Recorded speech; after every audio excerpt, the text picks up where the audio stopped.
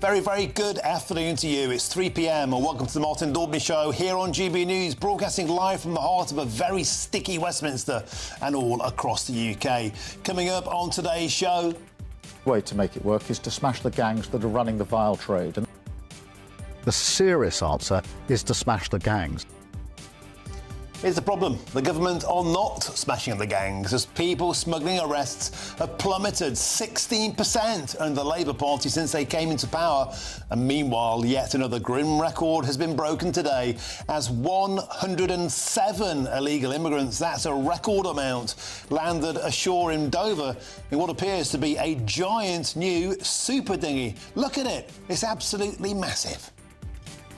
And Keir Starmer was accused, beg your pardon, by Nigel Farage of an appalling cover-up over Southport's killer Axel Rillicabana and also the ethnicity of rape suspects. In response, today the government has announced that they will now release the ethnicity of criminals. Who's really running the country? And locals in Waterlooville are jubilant because the Battle of Waterlooville, that is their dedicated and prolonged protest against a luxury asylum seeker complex, has paid off. Our man Charlie Peters will be live from the scene as the locals celebrate. And a shocking 1 million more people have now been signed off work indefinitely since the Labour Party took power. We'll be revealing all about this concerning development in Sick Note Britain, and that's all coming up in your next hour.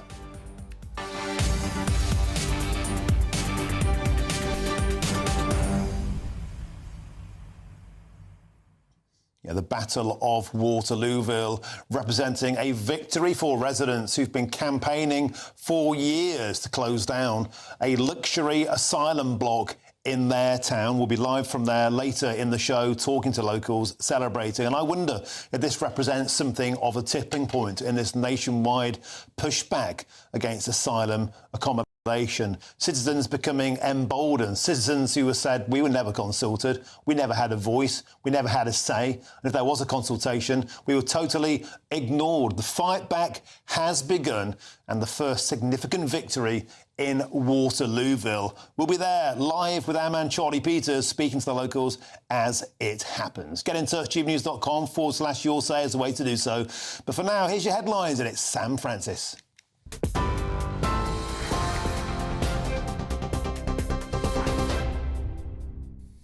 Martin, thank you, and good afternoon to you. Just after 3 o'clock, the largest number of migrants ever recorded on a single vessel has crossed the English Channel, with 107 people packed onto an 18-metre inflatable overnight. The extra-long boat, 7 metres longer than the rafts usually used by people smugglers, was intercepted and taken to Dover Harbour, where it is now being examined by Border Force. Senior security sources say that design, seen previously in the Mediterranean, has not been used in the Channel until now and could signal a new supply line of larger vessels. Officials also warn that bigger boats could carry more migrants per crossing at a time when arrivals have already reached record levels. Today alone, around 200 migrants have already reached UK waters. Well, that comes as Shadow Home Secretary Chris Philp has said he was threatened with a machete while visiting an illegal migrant camp in Calais. Mr Philp was in France to observe small boat activity along the coast after Labour introduced a one-in, one-out returns deal with France, though crossings continue. So far this year, almost 27,200 migrants have made the crossing, up 47% on the same point in 2024. The Foreign Secretary, David Lammy, has referred himself to the Environment Agency after going fishing with the US Vice President J.D. Vance without the required rod licence. Anglers aged 13 and over in England and Wales must hold a licence for fish species in fresh water. The Foreign Office said the oversight was administrative and that Mr Lammy purchased the necessary licences as soon as he became aware. Mr Vance, who was visiting while on holiday in the Cotswolds, joked that all his children managed to catch fish, but the Foreign Secretary did not. All of those fish caught were returned to the private lake.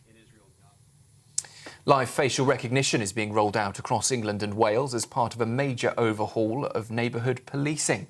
10 camera-equipped vans will be deployed in 7 police forces, areas to target sex offenders and suspects wanted for the most serious crimes.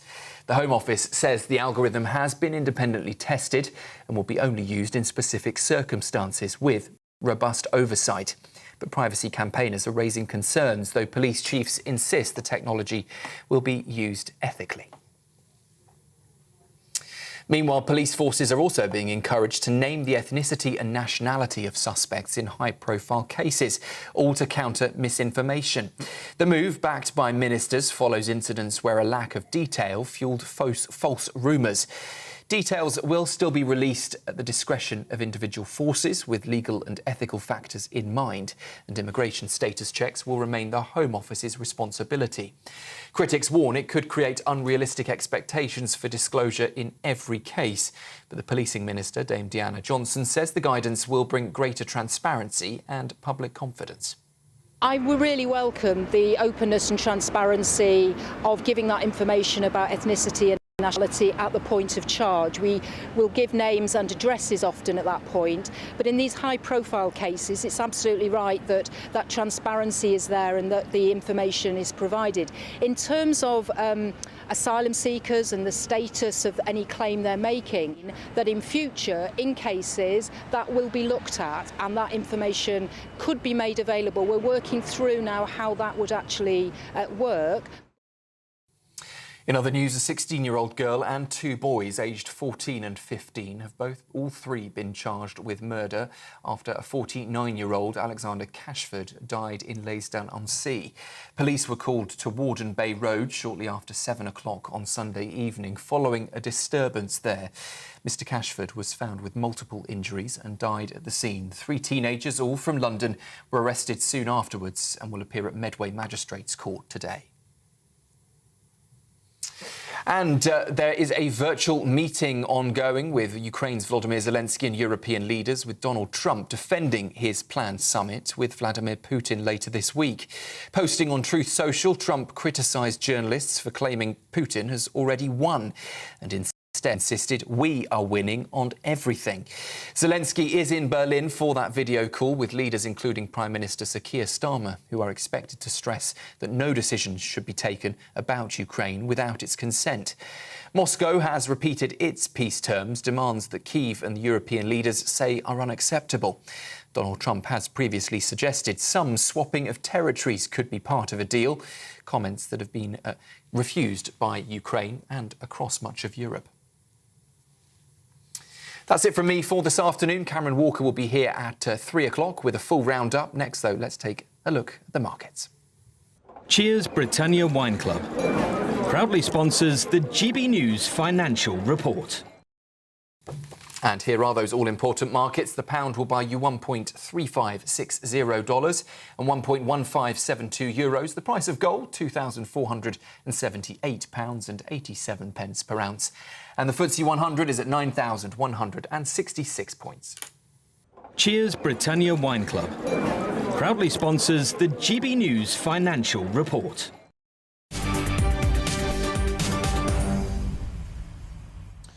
Thank you, Sam. Now to the ongoing illegal migrant crisis, as GB News can exclusively and shockingly reveal that 107 people were crammed onto just one migrant boat overnight. Look at that boat. It's massive.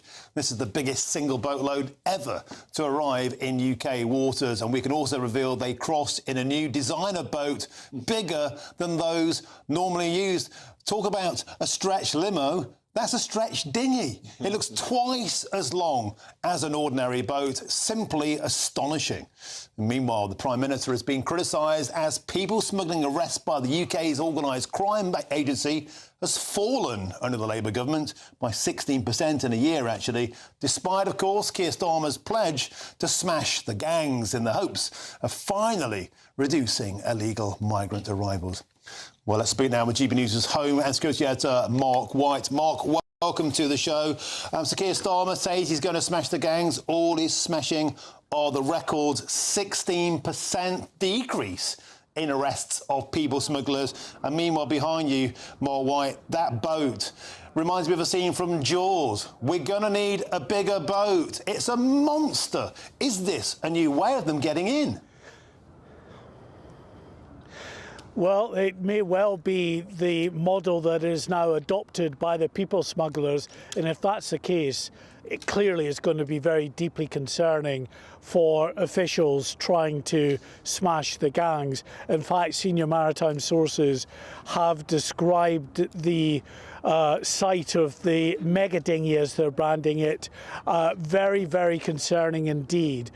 They've said that they've been aware of this type of vessel being used in the Mediterranean over the past year, but it had not been spotted up here this far north in the English Channel until the early hours of this morning, when it was intercepted in the English Channel, and 107 migrants. And that's not even a full load for this vessel. This is 7 metres longer than the normal 11-metre long vessel, so 18 metres in length, and can carry well over 100, probably 150 migrants if they wanted to get them out. Now, they may well be testing them, testing the limits, seeing how they take to the English Channel, because the Channel is a bit different to the Mediterranean. The Mediterranean can be quite sublime and calm most of the time. The English Channel, as we know, can be pretty choppy, and these longer vessels, because they're so long, they can then have a tendency in the sort of rougher weather to be caught by the swells and to sort of buckle under their own weight, to split the wooden floors, which can then puncture the tubes down both sides of these inflatable rafts. And then with more than 100 on board, you're talking about a very significant maritime emergency underway. So it'll be a process, I think, for the people smugglers to determine whether these boats are something they'd like to work with. But look, they're all about maximising the profit. And if you can get 150 on a boat in the Channel rather than the usual 70, in fact, just in the last 40 minutes, Martin, we broadcast live as another Border Force vessel came in with 73 migrants. They were on board a normal-sized 11-metre long boat that was plucked from the Channel just at the halfway point. And that, of course, for people concerned, is way too many already. But the very thought that we could be talking up to, at times, 150 on a single boat, well, for many, it just doesn't bear thinking about. And Mark White, by my reckoning, you say let's just say they're €5,000 ahead. 150 times 5,000, €750,000 on one boat. Mark White just showing how lucrative the smuggling game is, and as long as there's money, where there's muck, there's brass. Mark White, thank you very much for joining us there from Dover. Always an absolute pleasure. Thank you. Now, moving on, the Shadow Home Secretary Chris Philp has been in Calais himself today on his own fact-finding mission, but whilst doing so, he ran into trouble. He claimed he had a knife pulled on him when he spoke to GB News shortly after this shocking incident. And first of all, as I was talking to some migrants, another one pulled out a curved machete and started brandishing it, at which point we left pretty quickly. And then as we were leaving, we got pelted with glass bottles, and as we drove off, other like bottles got thrown at the car. So it was a pretty nerve-wracking experience. Well, it's a testing time there. I'm now joined in the studio by GB News' political editor, Chris Hope. Chris, politicians getting involved in the migration game, in the Channel. Chris Philp, Nigel Farage, of course, been doing that for years, and now going to the Calais jungle. These places, Mark White has been reporting for years, they are lawless encampments, gangs, guns, knives, smoke grenades. They are literally lawless. Chris Philp here found himself getting in a bit of a pickle. Yes, and Martin, great to see you again in the studio. Yeah, it's a form, I think, of citizen journalism by MPs. We see Chris Philp today, live on GB News, quarter of an hour after he was threatened with what he called a curved machete, who's on GB News in his car talking about it. Tomorrow, we're going to be hearing from Robert Jenrick. He's also been there, making a longer film, and he's got more revelations for GB News viewers tomorrow, so we'll wait for that. Yeah, it's an attempt of putting into a context the danger, who is coming across the channel. I mean, the fact that some people there, someone has a curved machete, according to Chris Philp, and they are coming to the UK. We don't know who it is. We don't know of the numbers coming across, which one of those people knows how to handle or can get hold of a curved machete, and should they be in the UK. And a scale of what we saw earlier was when we saw on Chris Philp's social media what it was like to be pelted as he left that camp. Here's what happened. They're planning to cross the channel illegally, and I said to him, "That's illegal," and he said, "I don't care." I mean, he was completely up. Well, right, okay, let's go. We've got to go. I mean, he was completely up. Well, right, okay, let's go. We've got to go. There he's taking cover there. That was earlier today. I mean, it's serious stuff here, and I think the French aren't happy. The local mayors aren't happy. Emmanuel Macron, the president, told us that at that press conference in RAF Northwood 2 months ago. But frankly, it's a problem for both the UK and France, and it seems that the French are, don't seem to be doing that much to stop them getting across to our country. And in the one in and one out deal, of course, Chris, nobody thought the two we'd be getting over there are two Tory politicians. I joke, I digress. Well, look, I know it's a serious situation, but they are very, very dangerous places. Patrick Christys, our presenter, of course, GBNews, found himself in trouble. And look, let's just hope he stays safe out there. Chris Hope, thank you very much for joining us. Stick with us for more later in the show. Oh, yeah, I'm now joined by the French journalist Alexandra Mondel. Welcome to the show, Alexandra. Welcome to you indeed. What's your take on British politicians turning up in France like this? Is it welcome, or is it causing the French a bit of a national embarrassment? Well, I have to tell you the truth. Nobody speaks about that right now in France in any French news outlet. I was quite surprised to learn this thing from you. Probably because we think that the UK has left the EU, so we were not even aware that there were MPs around Calais visiting France. So I'm quite surprised. I'm not surprised that they were attacked, because unfortunately, you know what, they could have been attacked also in northern Paris or in Marseille, wherever you have migrants.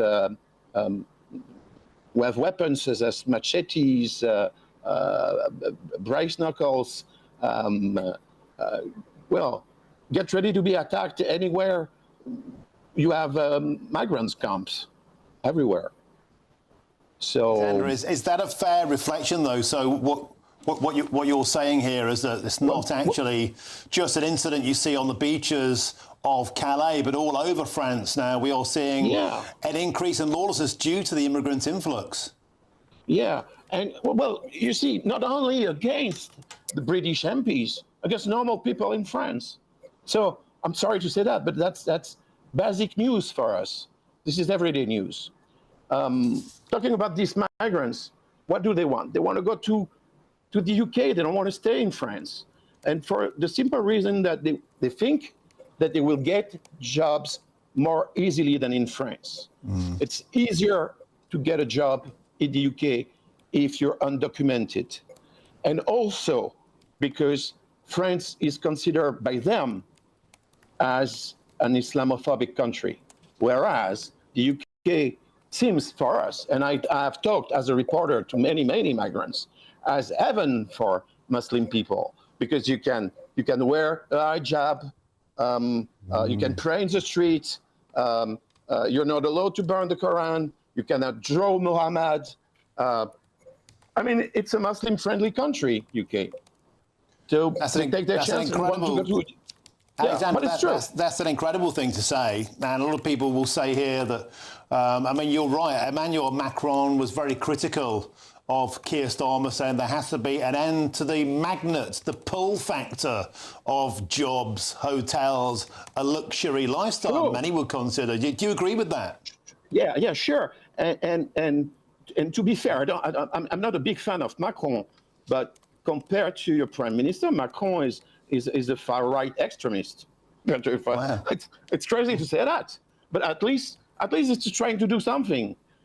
Maybe it's only talk, but at least it's doing something. The magnet is the Labour Party. That's the only magnet you have. Wow. So the Labour free money and Muslim friendly, mostly. And you cannot criticize mass immigration. And freedom of speech is dying in your own country. That's what they see. That's a good thing for them. I mean, you're saying some fascinating things. I'd like to ask you one more question. For example, in France, there was a banning of religion being taught in schools. There's a banning of face coverings in public buildings. Do you think that the UK should follow that route? Well, I'm not going to lecture. You know what? I'm not a leftist, so I'm not meant to lecture other countries. You do whatever you want. I'm asking you for friendly advice. Okay, friendly advice. Well, try to be a little bit tougher and protect more your culture than you're doing. And it comes from a Frenchman. Yes. I'm not from Hungary. I'm not from Poland. I come from a country which is already overwhelmed by massive immigration. So you see, it means that the UK. Oh, it's funny. I'll tell you a story. 2 days ago, I was in Poland to write a story about a citizen border patrol that border the patrol themselves with Germany. And you know what they told me? They told me, we do that because we don't want to be like UK. We don't want to become like UK. Wow. Alexander Mandel, it's incredible. And it's actually very moving and poignant. You know, thank you for joining us and what you said. I find it heartbreaking that the United Kingdom has been used around the world as almost a template of how to not do things. I sincerely do. Thank you for joining us, and please come back on the show. What a wonderful guest. Alexander Mandel, thank you very, very much indeed. Wow, I just find that sort of thing incredible. You know, they're talking about us around the world of how not to do this. Stop being a magnet. Stop being so welcoming. Stop being so tolerant, because actually you might be inviting your own downfall in an incredible interview. Thank you, sir. Right, move. Oh, Chris Hope, you got another line for us on Very quickly, Labour sources have been in touch in the past few moments telling us this about Chris Philp, saying that the Shadow Home Secretary has a brass neck to act as though he's finding out about the migrant crisis by going to France. He says that they say this crisis exploded under his watch when, of course, he was Immigration Minister for part of that time. Yet now he has a brass neck to act as though he's just learning about it for the first time. Labour are cross about Tory ministers or shadow ministers going there and making out it's the first they've heard of this problem. But they didn't say, and by the way, we're deeply sorry you've been threatened with a knife and had bottles thrown at you. There's no sympathetic message there. No. Interesting. Thank you very much, Chris Hope, for that update. Now, still to come, Keir Starmer was accused by Nigel Farage of an appalling cover-up over Southport's killer Axel Rudick-Cabana, and also the ethnicity of rape suspects. But now the government has announced they will now release the ethnicity of criminals. Plus, the Treasury is looking at ways to raise yet more money from inheritance tax amid growing pressure on the country's finances ahead of that key autumn budget. Is there anything they won't try and get their mitts on? This is GB News, Britain's news channel.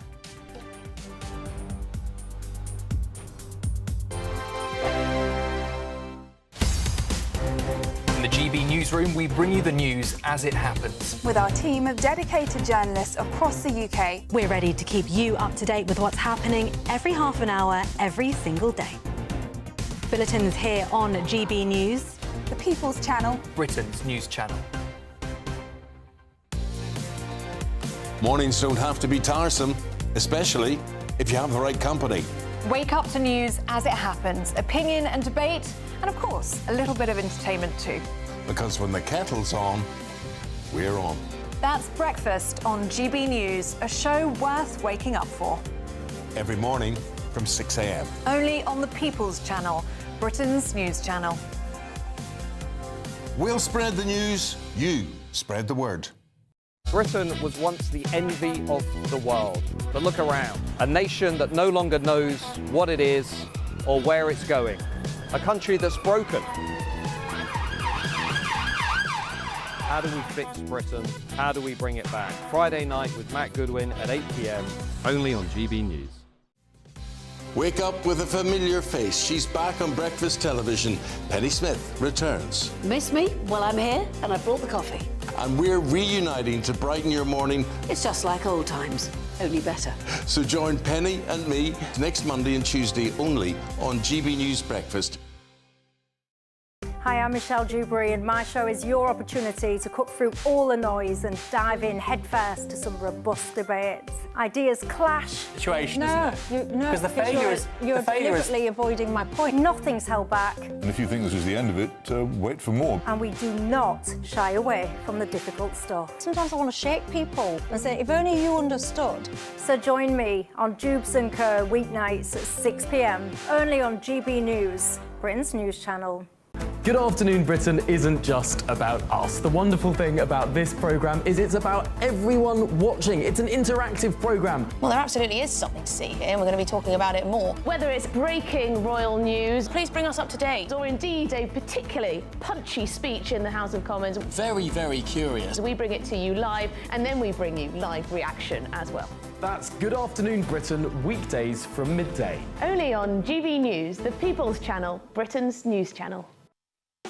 You want to know what's really going on in the corridors of power? Labour don't know what to do with you half the time, and that makes you quite lethal in the chamber. Get behind the headlines with Chopper's political podcast. Join me, Christopher Hope, as I sit down with the great and the good of British politics. We'll see where this ruling takes us. These are the stories shaping our nation. Chopper's political podcast, available now on all platforms. Listen in and stay ahead.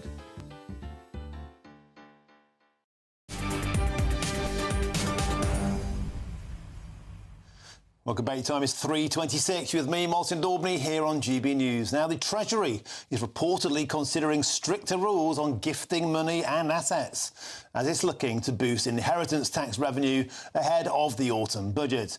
Now, the Labour Party has also confirmed that inheritance tax will apply to workers' retirement savings even before they die if they don't reach pensionable age, a move that some experts are claiming is abhorrent. Well, let's speak now with the economics expert, the legendary Justin Urquhart-Stewart. Justin, always a pleasure. And of course, there you are, resplendent in your red braces. Justin, a lot of people saying inheritance tax is the cruelest cut of all. It's money you've worked for your entire life. You should be allowed to enjoy it at your leisure. Of course, it only affects a small amount of people, but with a £50 billion black hole on the table, the dragnet is widening. Tell us about the changes. No, the proposed idea is obviously try and cut on some of the reliefs and try and get more people in it. But as you say, very small number of people actually pay this tax. But the iniquitous thing with this is often you're having to pay tax on something you've already paid tax on because you've earned that money. So how many times do you want to go back to the well and let's squeeze a little bit more out of that? Sorry, bad mixed metaphor there. But the whole point is to try and actually get more money in. That's the baseline. But if you look at about the amount that IHT brings in, it's probably about 6 or 7 billion. Compared with the black hole, apparently 40 to 50 billion. These are minor areas, but very painful to those who have to pay for them. What they need to do, and this should be her excuse she can get away with once, is to quote Maynard Keynes when he said, when the facts change, I change, a well-known economist. The facts have changed. She could then turn around and say, look, I'm sorry, it's not the same situation it was before. We're now going to have to change the key elements, the main ones. And bear in mind, that's what she's done with national insurance, income tax, corporation tax. What you could do with income tax is say, right, we're going to do an increase for 5 years and actually make sure it's got a kill clause in it, so it actually does change. And then also, a bit more imagination, actually say, if you're willing to actually pay tax now, we'll give you a benefit on your inheritance tax so that actually the next generation comes through can benefit from the good efforts you've made to dig the government out of this hole. And the way this is changing, of course, there used to be the 7-year rule. So you give money to your relatives, your children, whomever, and there was a tapering down of tax depending how long you lived after that was gifted. But they're going to close that down. And a key point here, Justin, is that many people who may be asset rich but relatively cash poor, elderly people who've lived in a property for many decades, find themselves unwittingly the victim of inheritance tax grabs. They won't have clever accountants. They won't know what to do until it's too late. Clever people shift their money around. It hits people who can't defend themselves against it. It's iniquitous when you think of those people who paid by the rules, they've saved their money, paid their mortgage off, and found themselves in a position where they can look after themselves.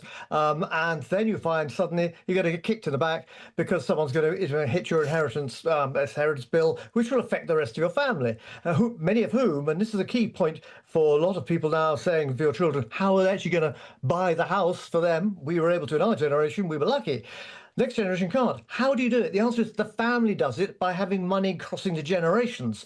Now, what you're doing there is actually creating a tax, or increasing the tax, to stop that money flowing through and giving people more insecurity. This, I'm afraid, is Treasury speak without using any imagination whatsoever, and Labour not really understanding that actually figures for the IHT are tiny. You've got to be able to go after the bigger figures before you make any difference at all. All you're going to do in the meantime is just make people incredibly annoyed looking at these minor issues. For heaven's sake, fix the bigger issues, such as getting the economy going, not with money, but with guarantees and enterprise insurance schemes. Do that regionally around the country, doing that, and you'll start getting more people setting up businesses and carry on investing. We need to do that. Actually, just merely saying, well, let's go, what else can we squeeze out of this rather tart-looking lemon, isn't actually going to be any benefit to anybody, possibly some accountants, but it'll actually just make people fed up. And if you're a politician doing this, why would you bother? Well, that's the $64,000 question, and half of that might get taxed. Justin Urquhart-Stewart, always an absolute pleasure to have you on the show. Thank you very much. I'm joined today, it's Wednesday, of course, all day in the studio by GBNews senior political commentator Nigel Nelson. Nigel Nelson, now, of course, the Labour Party will say, well, people who've got £1 million houses don't vote Labour. Why should we care? But more and more people are getting dragged into this net now, and Mel Stride has said today, nothing is safe under Labour. Well, Rachel Reeves has got to get the money from somewhere, so she's quite clearly exploring different ways of doing it. So inheritance tax under consideration. All that would mean, and it depends where the cap lies, would be capping the amount that you can give 7 years before you die. The moment you can give everything 7 years before you die, now you would actually cap that amount, and the remainder would then be subject to tax. What we don't know, obviously, is what kind of level they're thinking about that cap actually biting at. But they even estimate if they do all this, it will only bring in £14 billion. Now that's a lot of money. But that's half of the Chagos giveaway.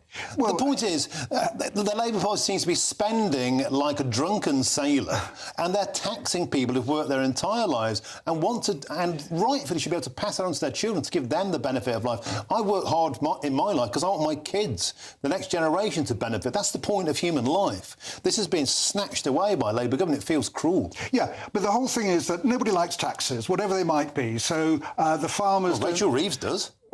She loves them. She likes raising them. I mean, the chancellors always do like raising them, all of them. So it's not a particular thing for Rachel Reeves. But nobody likes tax rises. The farmers didn't like it.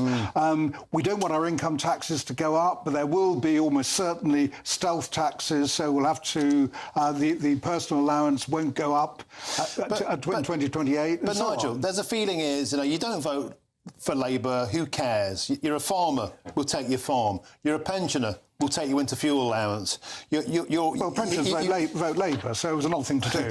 Well, let's see about that next time, shall we? And now you've managed to save carefully your life into a pension pot. We're going to take that. Meanwhile, they won't cut any benefits to those who sit on their backsides all day. There's a backbench rebellion. This is the party that takes from the workers and gives to the work shy. Well, it's not taking it from the workers because they've worked all their life to build this inheritance pot. What they're doing is protecting workers with no rise in income tax, VAT, or employee national insurance. That's what they have promised.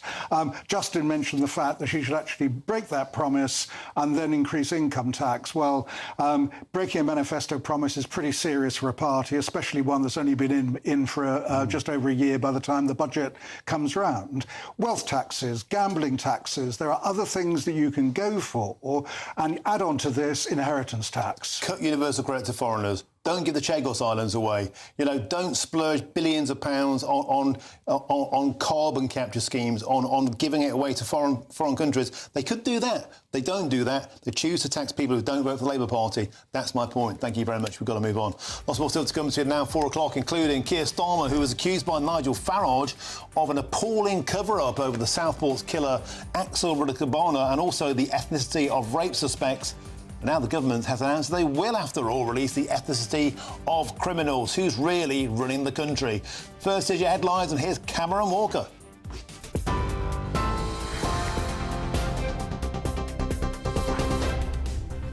Martin, thank you. Good afternoon. The headlines from the GB newsroom. A record 107 migrants have arrived in the UK on a single small boat in what officials say is a worrying new development in the Channel crossings crisis.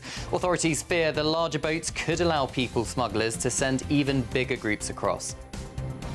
3 children have been charged with the murder of a man at a seaside resort. The 2 boys, aged 14 and 15, and a 16-year-old girl are accused of attacking 49-year-old Alexander Cashford during an altercation on the North Kent coast. Live facial recognition is expanding across England and Wales with 10 vans in 7 forces. Home Secretary Yvette Cooper said they'll target people wanted for the most serious crimes. President Zelensky is joining European leaders ahead of Trump's summit with Putin in Alaska. He warns any deal without Ukraine would be dead decisions. Germany, the UK and other allies are pressing the US to keep Ukraine fully involved. And Gaza City has been hit by intense airstrikes as Israel prepares to seize the city. The UN and global leaders warn of famine. The IDF says it is targeting Hamas, but critics call it an unfolding genocide. Well, those are your headlines for now. More news at the top of the hour. Take the GB News family with you on any device. As long as you have an internet connection, tune into GB News anywhere on the planet or beyond.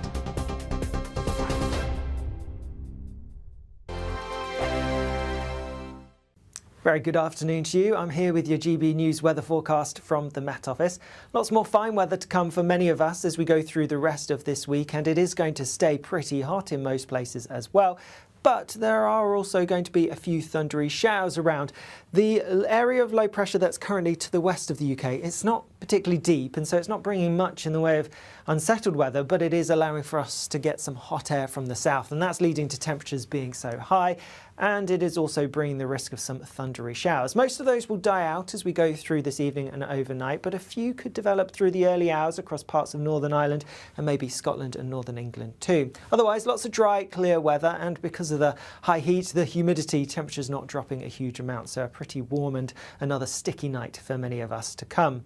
Then through tomorrow, a fine start to the day across southern parts, perhaps in the southwest and across parts of Wales. A few showers here, but not as grey, not as cloudy as it was to start this morning. Further north, also a few showery bursts across parts of Northern Ireland, maybe into some parts of Northern England and Scotland. They're not looking too intense as we go through the morning, but it's as we go into the afternoon when we're likely to see some pretty heavy, pretty thundery downpours developing.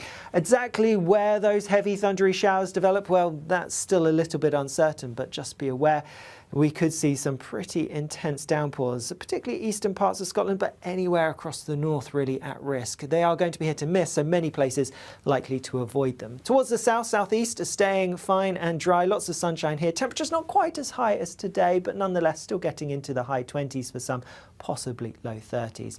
More heavy, intense showers to come as we go through the end of the day, particularly across parts of Scotland. We need to watch out for the thunder, the lightning and the hail.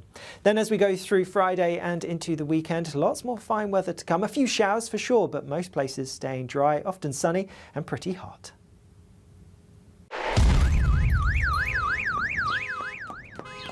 Crash Law 24 sponsors GB News Traffic and Travel Report. Good afternoon. This is the latest AI travel news from gbnews.com. A broken down vehicle restricts southbound on A90 at Swallow roundabout. Approach cautiously. M4 eastbound from junction 46 to 45 is closed for inspections with diversions. In Oxfordshire, M40 northbound exit slip for junction 10 is closed after an overturned vehicle. Traffic is expected to improve by 5:45 this evening.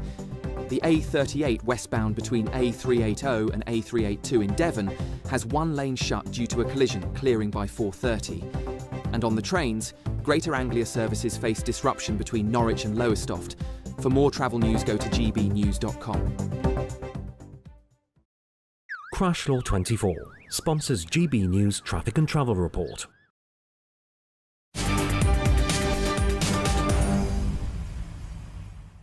Welcome back. Time is 3:39. You're with me, Martin Daubney, here on GB News. Now, under new guidance, police will now be encouraged to disclose the ethnicity and the nationality of suspects charged in high-profile and sensitive investigations. Well, the policing minister, Dame Diana Johnson, today said the government wants police to release these details in the, quote, most cases, with an aim of reducing the risk to public safety. Well, is this the right move, and what took them so flaming long? Well, let's now speak with the former police officer, Peter Williams. Peter, welcome to the show. Nigel Farage accused the government of a cover-up over acts over at Cabana, saying releasing information sooner may have dampened down those riots we saw across the country and in recent cases of alleged rapes. We hear Skegness man, Dublin man. We all know these people aren't from Skegness. We all know they're not from Dublin, but the public are feeling like this is a bit of a cover-up. Today, there's been something of a U-turn. Do you welcome this move? Well, I think it's. I think there's an evidence base for good practice in relation to this particular initiative. It's interim guidance. Don't forget, Martin, from the National Police Chiefs Council and the College of Policing, but it is underpinned by two reports. One of them, if you viewers remember the sad incident of Nicola Bully in Lancashire. Yes. Where, of course, Lancashire Police just lost control of the social media, and the whole investigation was hijacked. And that was in the January of 2023. In November, the College of Policing published a report into that with certain recommendations. But following Southport, which of course you've just referred to, His Majesty's Inspector of Constabulary published two reports, which they refer to as Tranche 1 and 2. Tranche 2, which was published in May of this year, focused a lot of it exclusively on the communication and particularly the social media. Now, that was actually implemented a week later by Merseyside Police in the aftermath, the immediate aftermath of the incident where the vehicle allegedly drove into the crowd at the Liverpool FC homecoming. I'm being careful what I said because the matter is due to go to trial later this year. And I think from that, they would say there was a certain amount prior to them releasing the information early. I think it was later that evening, actually. There was rumours circulating, not surprisingly, on social media again, and they're trying to prevent that void occurring. So they would say we've now got evidence of good practice that it worked on that occasion. I think it certainly did. So, Peter, if I may interject, you're asking my next question here, and that is they were very, very quick to identify the perpetrator of an alleged crime when he was a white man, but very, very slow to do the opposite, for example, around all these cases we're seeing around the country, around alleged sex attacks and rapes, and certainly around acts over at Cabana. So will we ever genuinely get true transparency, or is there still two-tiered policing when it comes to releasing identities like this? Well, what I would say in relation to transparency, there's the Home Secretary herself was on a national radio station yesterday morning where she said that we want to see more transparency and we actually back these initiatives. So we're seeing political buy-in from this policy now. And I think we'll see this going forward. Of course, what it also does, Martin, it enhances the accountability of the police to the public as well, which I'm sure most people would welcome. So I think going forward, we're likely to see this as being common practice. It's not a given that it's to be released in every case. There has to be a proven policing requirement or to prevent the threat of public disorder. So the police have a judgment call to make based on the risk, but it certainly looks like this will be the norm from now on. OK, Peter Williams, thank you very much. We have to leave it there. Former police officer, thanks for joining us on the show. Nigel Nelson, quick blast from you.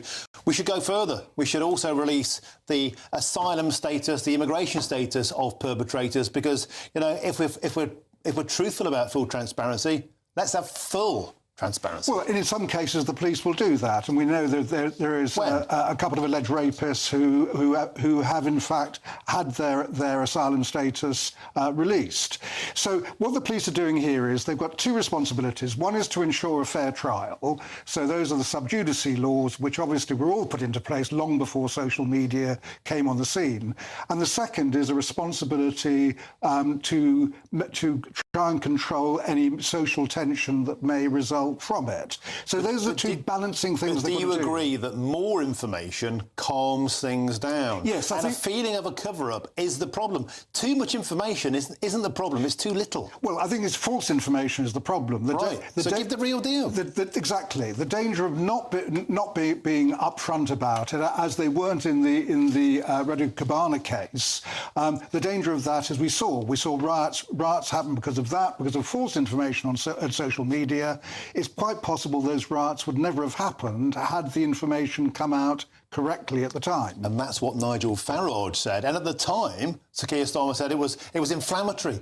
Well, to ask for this is a U-turn by Sir Keir Starmer, no matter how you dress it up. Well, it's actually done by the police themselves. And this is the National Police Council who are doing this, and they're putting out new guidance. But it is sensible guidance. Yvette Cooper talked about this. She said that they'd have to change things because in this modern age, it is different. OK, thank you very much, Nigel. Now, the Home Office has given us this statement. They've said the public and police forces themselves want greater clarity on when, why and how information is released and the legitimate and compelling reasons it may need to be withheld. Now, still to come, weather warnings have been issued across the nation as the fourth heat wave of the summer hits the UK. We'll hear from the Met Office next. Yes, it's warm.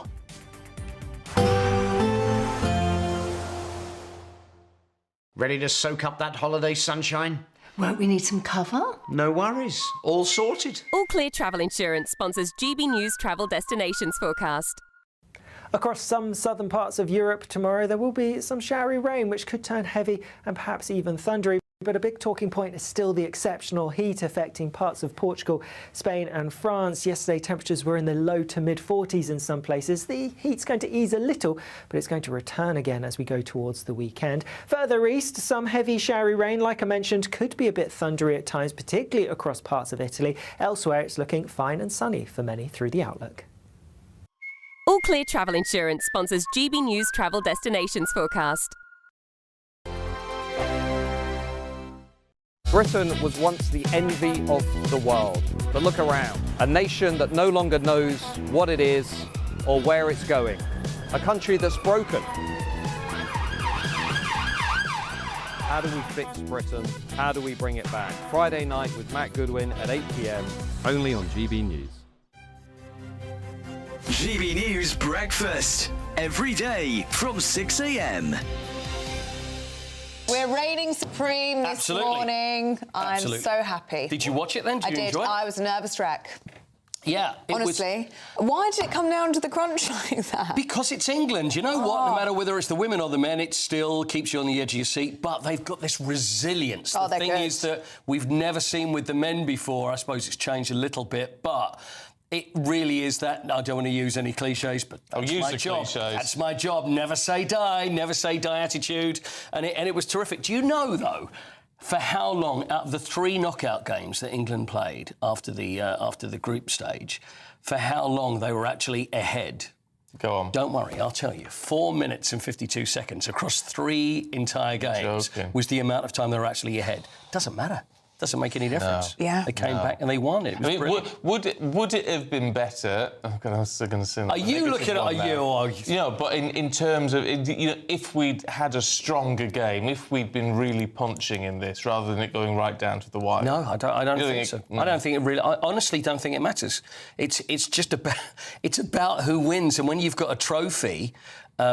Which is up for grabs there, and also for the second time that the Lionesses have done it, and they were underdogs. I mean, they were. You'll have players that will say, "Oh no, I don't think so." And I said to you on Friday, there wasn't much in it. Yeah, they were but the Spanish team were the favourites. They're the world champions, and also pound for pound. If you look player for player, again, there's another cliche for you. They would have been the better side, but it's a team game. It's how everybody reacts together, how everybody plays alongside each other, and the management. GB News, the People's Channel. At GB News, we love to hear from you, our loyal community. So drop us a line at gbnews.com/yoursay. There you can talk to each other and also to the presenters live on air. gbnews.com/yoursay, because GB News is your channel, Britain's news channel. Join me, Nana Akwe, for an informative, interactive news programme with a difference. It's fun. No, you didn't say that, though. I'm so surprised. I think there's an element of truth to that. Join me from 3 p.m. every weekend, only on GB News, Britain's news channel.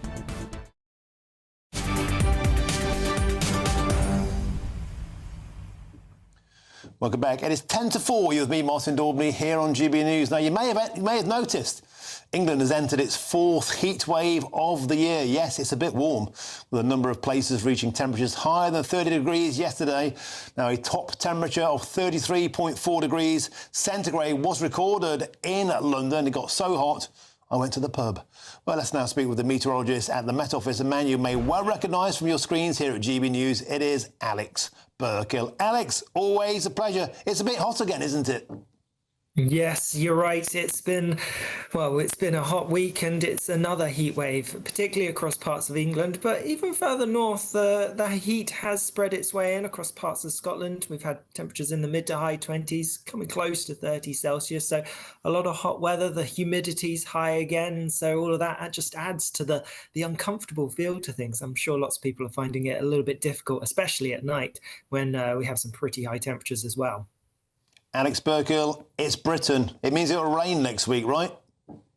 Well, it's not just next week that we have to wait for the rain. As you mentioned previously, we do have a number of warnings out at the moment, but they're for thunderstorms, and they're mainly across Scotland, but even into Northern Ireland as we go through tomorrow. As we often see, when we have heat, when we have high humidity, perfect ingredients for some big thunderclouds to develop, and that's what we're likely to see as we go through the rest of today across much of Scotland and then through tomorrow as well. Always worth bearing in mind when it comes to thunderstorms, they're hit and miss. They're difficult to forecast exactly where and when they're going to develop. So actually the warning areas that we have for today and tomorrow are quite large across Scotland and Northern Ireland. Not everywhere within those areas are going to see the heavy thundery downpours. Many places will avoid them. Many places will stay completely dry. But if you're in those areas, just be aware that there is the risk of these torrential downpours. Hopefully they won't last particularly long, but they could bring some pretty high rainfall rates. So watch out for that, as well as the frequent lightning, the hail, the gusty winds, all those things that we often get with thundery downpours. Now, Alex Burkill, whenever the weather gets warm, some stick in the mud bangs on about climate change. Now, Alex Burkill, I'm older than you. I remember 1976. Today is a stroll in the park compared to 1976. This is just called the weather, isn't it? It's not climate change. That's an interesting point that you raised there. So there are a couple of things to unpack. So there's a big difference between climate and weather. And this is weather in as much as it's a hot spell. Whether or not we have climate change, we still get hot spells, and we're still getting them. And that's going to continue because of the weather setup, allowing for hot air in this instance to come in from the south. Worth bearing in mind, across parts of Spain, Portugal, France at the moment, temperatures are exceptionally high. We're talking low to mid 40s at times through this week. So really unbearable for parts there. If we look back at 1976, yes, it was hot, but it was an exception. In fact, if we look through the whole of the last century, we only had 5 years when we had temperatures exceeding 35 Celsius in the UK. Now, in just the last 10 years, we've had 5 years of temperatures exceeding 35 Celsius. So the trend is pretty clear that we're seeing these exceptional hot spells becoming more common. So whilst weather is still going to bring hot spells, and it did in the past, when we get the hot spells, they're becoming more intense, and we're more likely to see temperatures 35 Celsius plus. All right, thank you very much, Alex Burkle. Always a pleasure. And you'll be doing the weather at the end of this hour. You're everywhere. Thank you very much, Alex. Nigel Nelson. Seriously, 1976, I know you will remember it. I do remember it very well. Glorious. I remember it's one of the happiest times of my life. I seem to remember enjoying it. I don't remember it being as bad as it is now.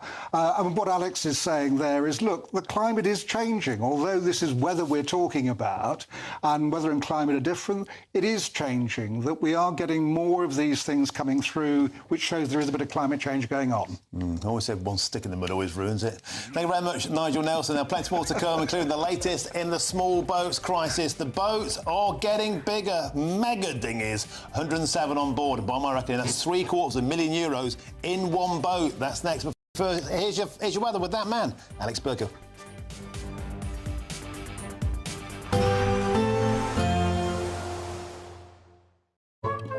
Today's outlook: cool, calm and completely horizontal. Boxed Aircon sponsors the weather on GB News. Very good afternoon to you. I'm here with your GB News weather forecast from the Met Office. Lots more fine weather to come for many of us as we go through the rest of this week, and it is going to stay pretty hot in most places as well. But there are also going to be a few thundery showers around. The area of low pressure that's currently to the west of the UK, it's not particularly deep, and so it's not bringing much in the way of unsettled weather, but it is allowing for us to get some hot air from the south, and that's leading to temperatures being so high, and it is also bringing the risk of some thundery showers. Most of those will die out as we go through this evening and overnight, but a few could develop through the early hours across parts of Northern Ireland and maybe Scotland and Northern England too. Otherwise, lots of dry, clear weather, and because of the high heat, the humidity, temperatures not dropping a huge amount, so a pretty warm and another sticky night for many of us to come. Then through tomorrow, a fine start to the day across southern parts, perhaps in the southwest and across parts of Wales. A few showers here, but not as grey, not as cloudy as it was to start this morning. Further north, also a few showery bursts across parts of Northern Ireland, maybe into some parts of Northern England and Scotland. They're not looking too intense as we go through the morning, but it's as we go into the afternoon when we're likely to see some pretty heavy, pretty thundery downpours developing. Exactly where those heavy thundery showers develop, well, that's still a little bit uncertain, but just be aware we could see some pretty intense downpours, particularly eastern parts of Scotland, but anywhere across the north really at risk. They are going to be hit and miss, so many places likely to avoid them. Towards the south, southeast are staying fine and dry. Lots of sunshine here. Temperatures not quite as high as today, but nonetheless still getting into the high 20s for some, possibly low 30s. More heavy, intense showers to come as we go through the end of the day, particularly across parts of Scotland. We need to watch out for the thunder, the lightning and the hail. Then as we go through Friday and into the weekend, lots more fine weather to come. A few showers for sure, but most places staying dry, often sunny and pretty hot. Today's outlook: cool, calm and completely horizontal. Boxed Aircon sponsors the weather on GB News.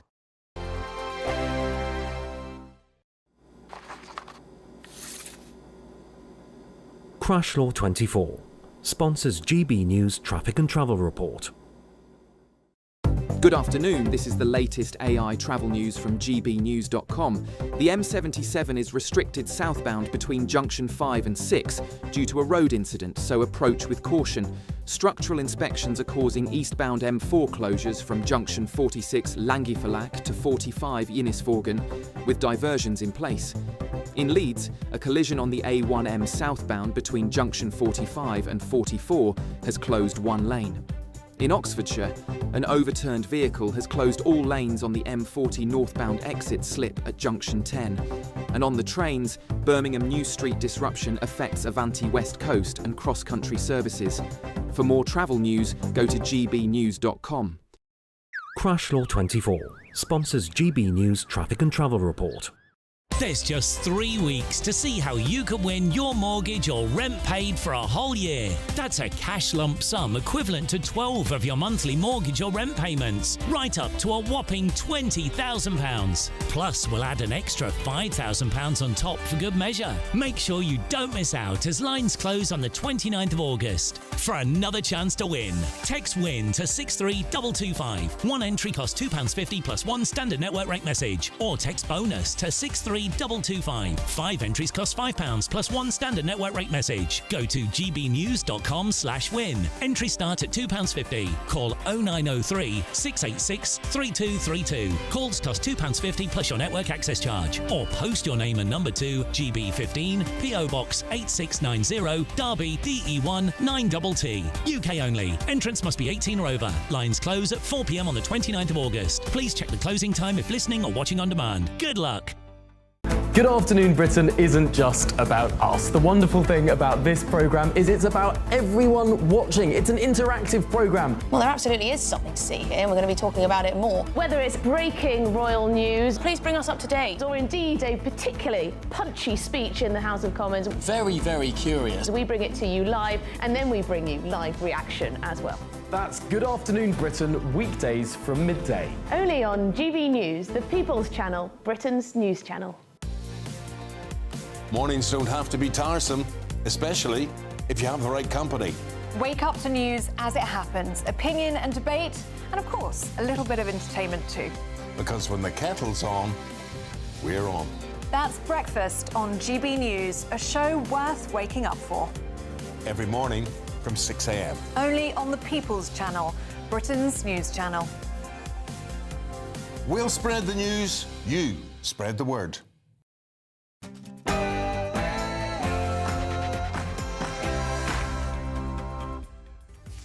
Very, very good afternoon to you. It's 4 p.m. Welcome to the Martin Daubney Show here on GB News. We're broadcasting for you live from the heart of a very sticky Westminster and all across the UK.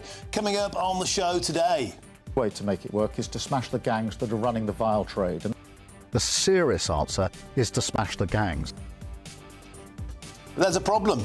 The government are not smashing the gangs, are they? Because people smuggling arrests are 16% down under the Labour Party in their first year in office. And meanwhile, yet another grim record has been broken today as 107 illegal immigrants landed ashore in Dover in a single boat. Look at it. They're calling it a mega dinghy. Forget about a stretch limo. That is a stretch dinghy. Keir Starmer was accused by Nigel Farage of an appalling cover-up over Southport's killer Axel Rudder-Cabana and also the ethnicity of rape suspects. Well, in response, today the government has announced that they will now release the ethnicity of criminals. Who's really running the country? And locals in Waterlooville are jubilant because a dedicated and prolonged protest against a luxury asylum seeker complex, they called it the Battle of Waterlooville, well, that has paid off. Our man Charlie Peter will be live from the scene as locals celebrate getting rid of their asylum complex. And Sadiq Khan has accused Nigel Farage of being right-wing and unpatriotic by constantly talking down the capital. But who's to blame for Londoners' dissatisfaction with the city, and is the real problem the mayor himself? Well, that's all coming up in your next hour.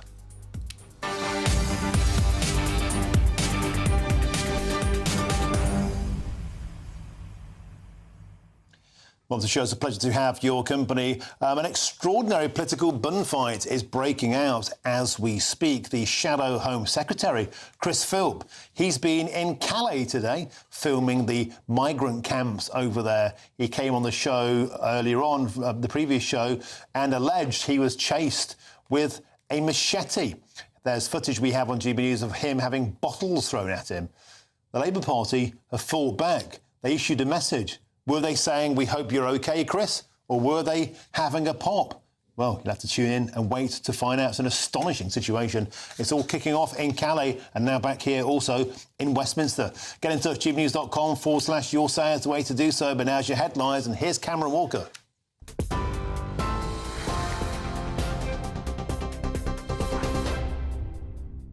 Martin, thank you. Good afternoon. I'm Cameron Walker in the GB newsroom. The time is 4:02.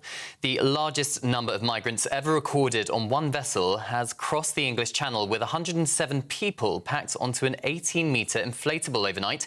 The extra-long boat, 7 metres longer than the rafts usually used by people smugglers, was intercepted and taken to Dover Harbour, where it is being examined by Border Force. Senior security sources say the design, seen previously in the Mediterranean, has not been used in the Channel until now and could signal a new supply line of larger vessels from backstreet factories in China. Officials warn the bigger boats could carry many more migrants per crossing at a time when arrivals have already reached record levels. Today alone, around 200 migrants have reached the UK waters. Well, meanwhile, Shadow Home Secretary Chris Philp says he was threatened with a machete while visiting an illegal migrant camp in Calais. Mr Philp was in France to observe small boat activity along the coast. So far this year, almost 27,200 migrants have crossed the Channel, up 47% on the same point in 2024. But a Labour source has told GB News that Chris Philp has a brass neck to act as though he is just learning about the migrant crisis, adding illegal crossings exploded under his watch when he was Immigration Minister. Live facial recognition is being rolled out across England and Wales as part of a major overhaul of neighbourhood policing. 10 camera-equipped vans will be deployed in 7 police force areas to target sex offenders and suspects wanted for the most serious crimes. The Home Secretary says the algorithm has been independently tested and will be used only in specific circumstances with robust oversight. Privacy campaigners, though, have raised concerns. But police chiefs insist the technology is used ethically and has already helped locate thousands of offenders. And in some breaking news, the fashion accessories chain Calais has said it will appoint administrators for its UK and Ireland businesses, putting around 2,150 jobs at risk. The move has raised fears over the future of its 306 stores across the UK and Ireland. Administrators are set to seek a potential rescue deal for the chain, which has seen sales tumble recently. Police forces are being encouraged to name the ethnicity and nationality of suspects in high-profile or sensitive investigations to counter misinformation, under immediate changes from the National Police Chiefs Council. The move, backed by ministers, follows incidents where a lack of details fueled false rumours, including the Southport murders that preceded riots last summer. Details will still be released at the discretion of individual forces, however, with legal and ethical factors in mind. An immigration status checks will remain the Home Office's responsibility. Critics warn it could create unrealistic expectations for disclosure in every case, but Policing Minister Dame Diana Johnson says the guidance will bring greater transparency and public confidence. I would really welcome the openness and transparency of giving that information about ethnicity and nationality at the point of charge. We will give names and addresses often at that point, but in these high-profile cases, it's absolutely right that that transparency is there and that the information is provided. In terms of asylum seekers and the status of any claim they're making, that in future, in cases, that will be looked at and that information could be made available. We're working through now how that would actually work. A 16-year-old girl and 2 boys, aged 14 and 15, have been charged with the murder of 49-year-old Alexander Cashford in Leysden-on-Sea. Police were called to Warden Bay Road shortly after 7 o'clock on Sunday, following a disturbance involving a small number of people. Mr Cashford was found with multiple injuries and died at the scene. The 3 teenagers, all from London, were arrested soon afterwards and will appear at Medway Magistrates Court later today. A 12-year-old girl arrested in Basildon on Tuesday remains in custody. Meanwhile, President Zelensky has warned President Trump that Putin is bluffing about his desire to end the war in Ukraine. Donald Trump previously defended his planned summit with Vladimir Putin. Posting on Truth Social, he criticised journalists for claiming Putin has already won and insisted we are winning on everything. The, and I quote, fake news is working overtime. Zelensky is in Berlin for today's video call with leaders, including Prime Minister Sir Keir Starmer, who said our support for Ukraine is unwavering. Moscow has repeated its peace terms, demanding Kyiv and European leaders say are unacceptable. Well, those are the latest GB News headlines for now. I'm Cameron Walker. More in half an hour.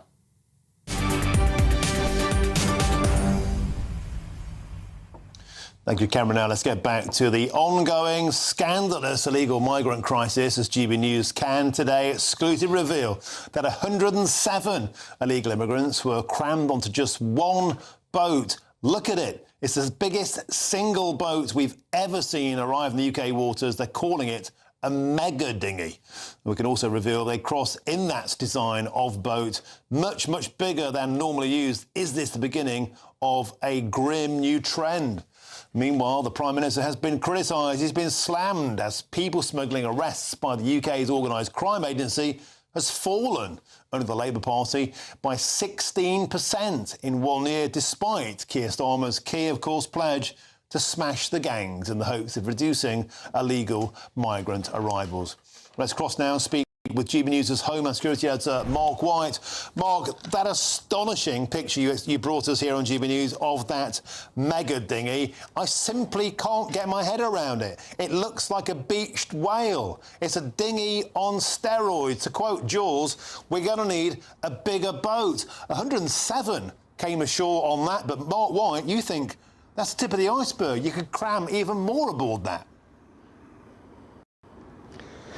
Yeah, sources I've been speaking to believe that you could get 150 onto that particular size of inflatable raft. They've been used and seen in the Mediterranean over the past year, but they'd never come this far north. They hadn't been used in the English Channel until the early hours of this morning when one crossed into UK waters, and then Border Force had to pick up 107 migrants on board.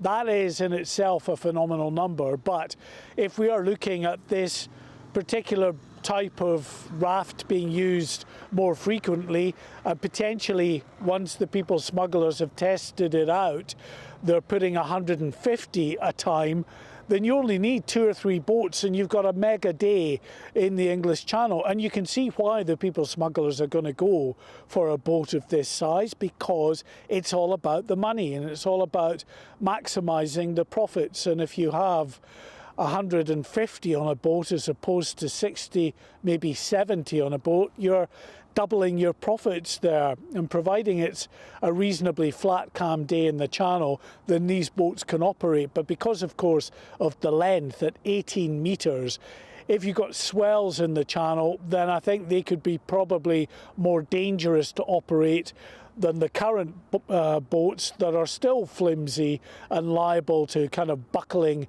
under their own weight in heavy swells at 11 metres.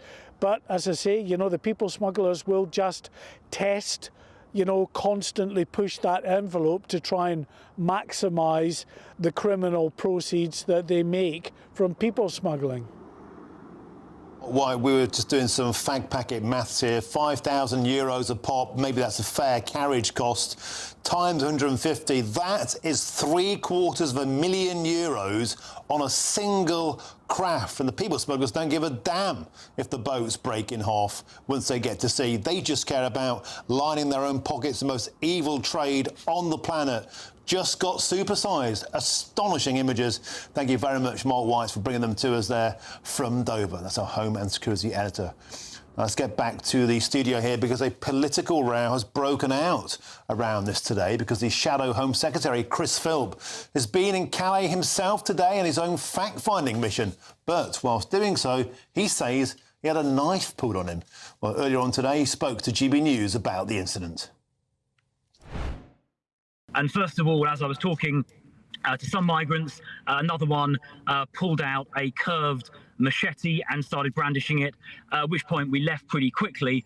And then as we were leaving, we got pelted with glass bottles. And as we drove off, other like bottles got thrown at the car. So it was a pretty nerve-wracking experience. A chat about this. I'm joined by GBNews' political editor Chris Hope, GBNews' senior political commentator Nigel Nelson, and the chairman of Migration Watch, Alp Mehmet. Gentlemen, welcome. Chris, start with you. A political row has broken out. The Labour Party issued a statement there about Chris Philp's presence in Calais. That's right. Citizen journalist turned MP. He's got Chris Philp over there in northern France today. Tomorrow, we'll see what Robert Jenrick's been up to. Of course, Philp is the Shadow Home Secretary. Jenrick is the Shadow Justice Secretary. We've got a clip of what happened to Chris Philp as he left the camp today. Things were thrown at him. Quite clearly, they're planning to cross the channel illegally. And I said to him, that's illegal. And he said, I don't care. I mean, he was completely up. Well, right, okay, let's go. We've got to go. I mean, he was completely up. Well, right, okay, let's go. We've got to go. There you have it. Now, Chris Philp posted other videos moments ago showing what he says. We haven't heard yet from the French police, but the French police, he says, helping migrants onto buses, he says, are going to the northern France. Again, he's not a reporter, he's a politician, so he's a claim more than anything else. Labour, though, is cross about this. Very briefly, they say that Chris Philp has a brass neck, they say, to act as though he's just found out about the migrant crisis.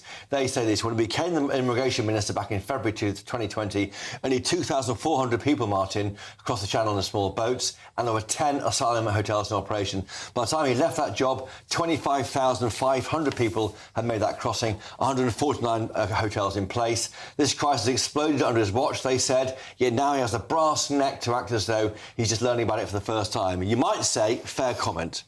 Alp Mehmet, let's bring you in from Migration Watch. Is that a fair comment? Does he have a brass neck, or actually is he just embarrassing the Labour Party on what is a record-breaking day for all the wrong reasons? Probably all that. He's a politician. He's trying to attract attention. He's going to show the public who are going to be voting for him that he's a good guy who's closely involved with all this. I don't blame him or anyone else from drawing attention to this issue in the way that it is. What I do take issue with is the fact that it's distracting. You know, all of a sudden, we've stopped talking about the 50,000 who have come across since this government took office. We have stopped talking about the fact that everything they have done and said so far has, in many respects, encouraged what is going on.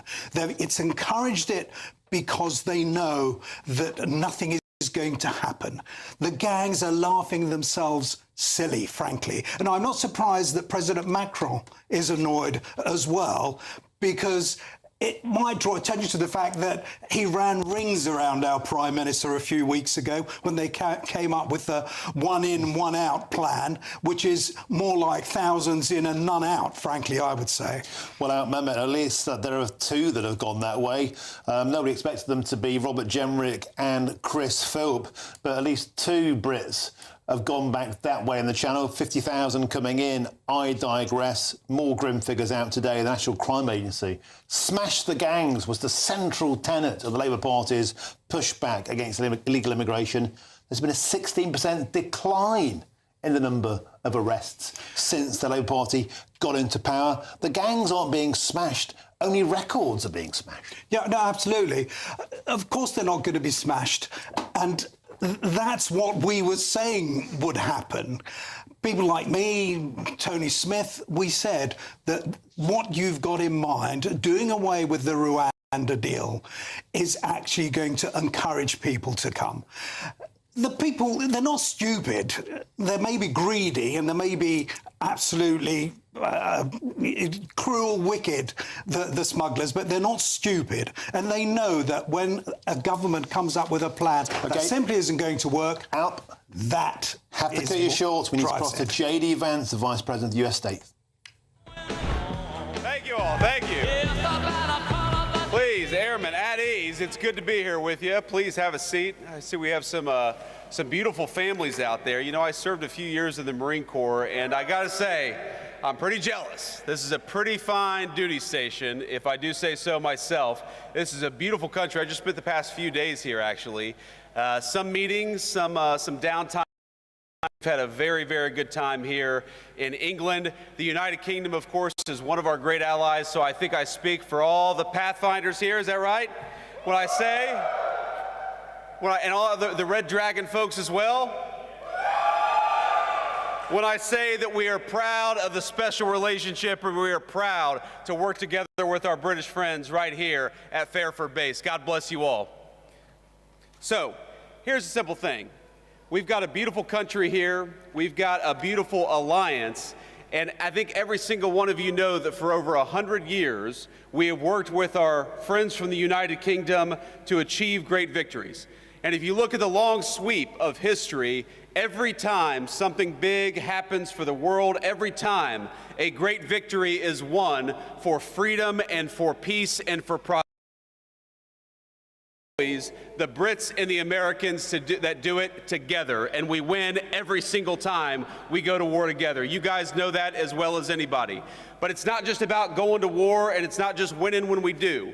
When we work together, when we fight together, when we make it clear that we always approach every situation with an open hand, but if things go poorly, we're willing to do what we have to do. We make it easier to achieve peace and prosperity all over the world.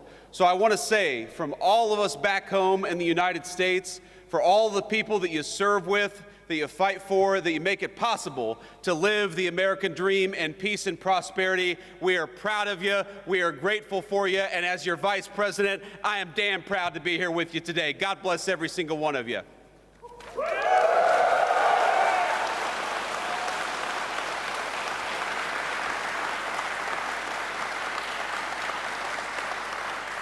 Now, it would be impossible for me to list every single thing that has happened just from this single base over the past 100 years, from World War I to our operations against terrorists in Yemen, the history of this base, of its mission, of all of the things that we've done with our friends from the United Kingdom. It is a very, very proud tradition. So I won't try to list everything that we've done, but you guys know the mission, you guys know the story, and you guys know the history.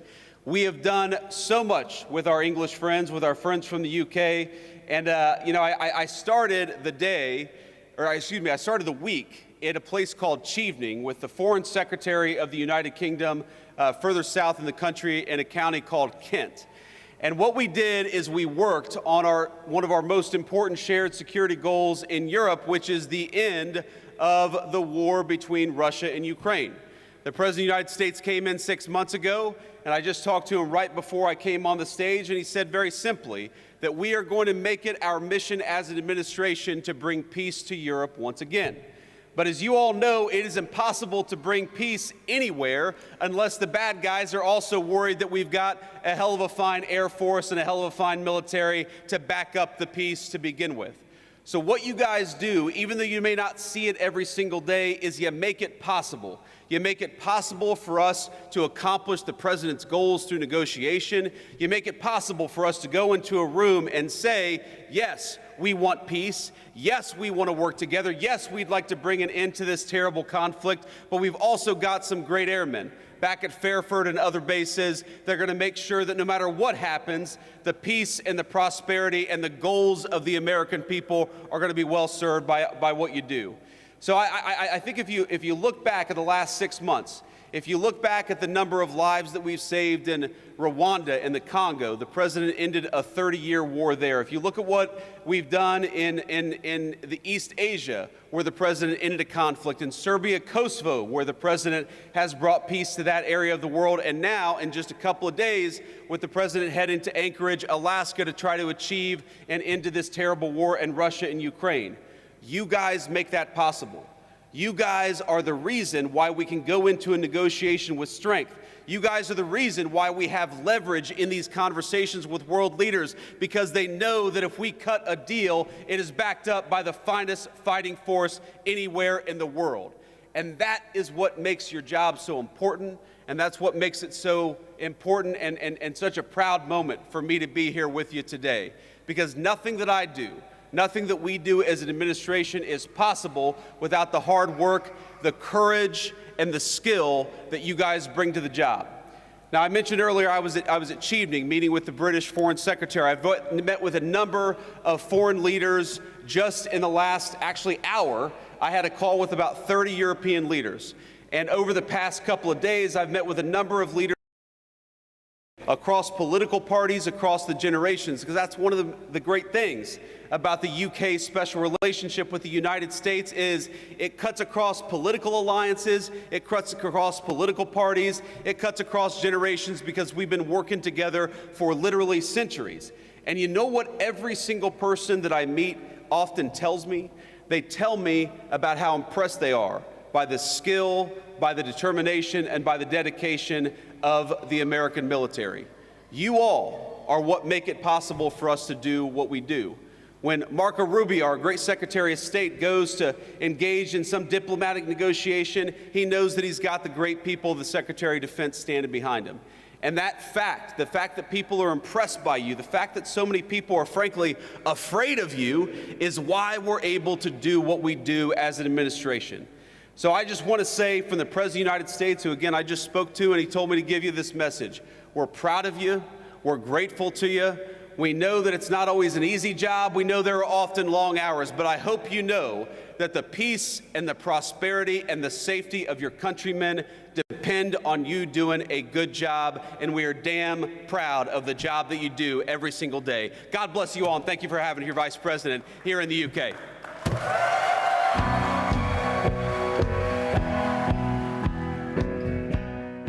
And that was J.D. Vance there, the US Vice President, on his holiday in the Cotswolds, taking a bit of time out there to go to the RAF base at Fairford, Gloucestershire.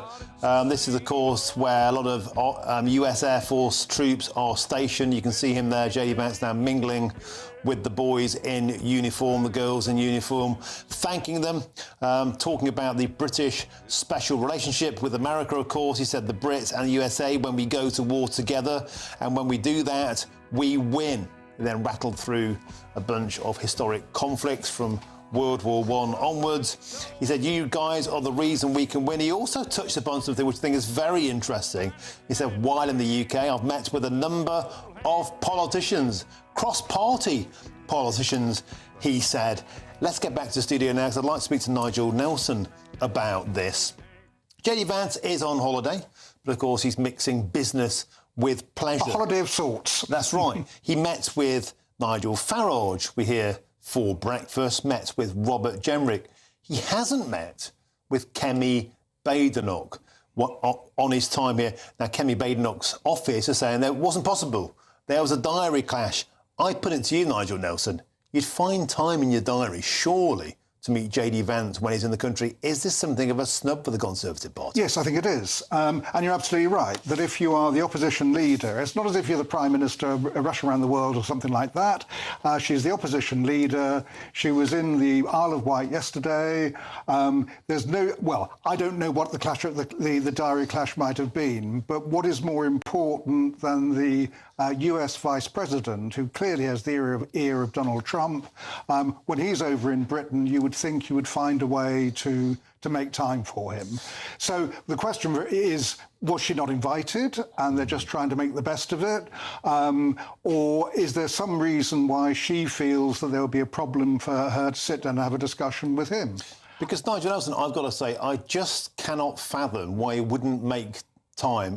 What else could you be doing that's as important as meeting the Vice President of the United States when he's on British soil? It may feel like a snub to him.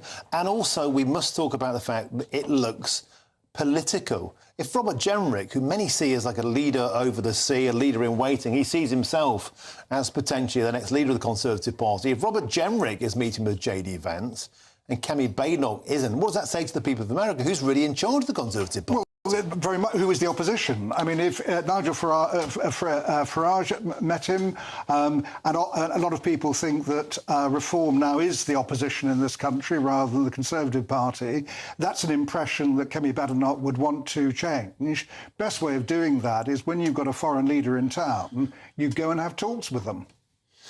OK, well, there is J.D. Vance still there. We can see at the RAF base at Fairfield, Gloucestershire, saying hello to the American troops there and also cementing the special relationship. But as we said, was absent, but certainly absent, I think it's a gaping chasm in the diary. No turn-up there from Kemi Badenoch. I think it's extraordinary. I really, really do.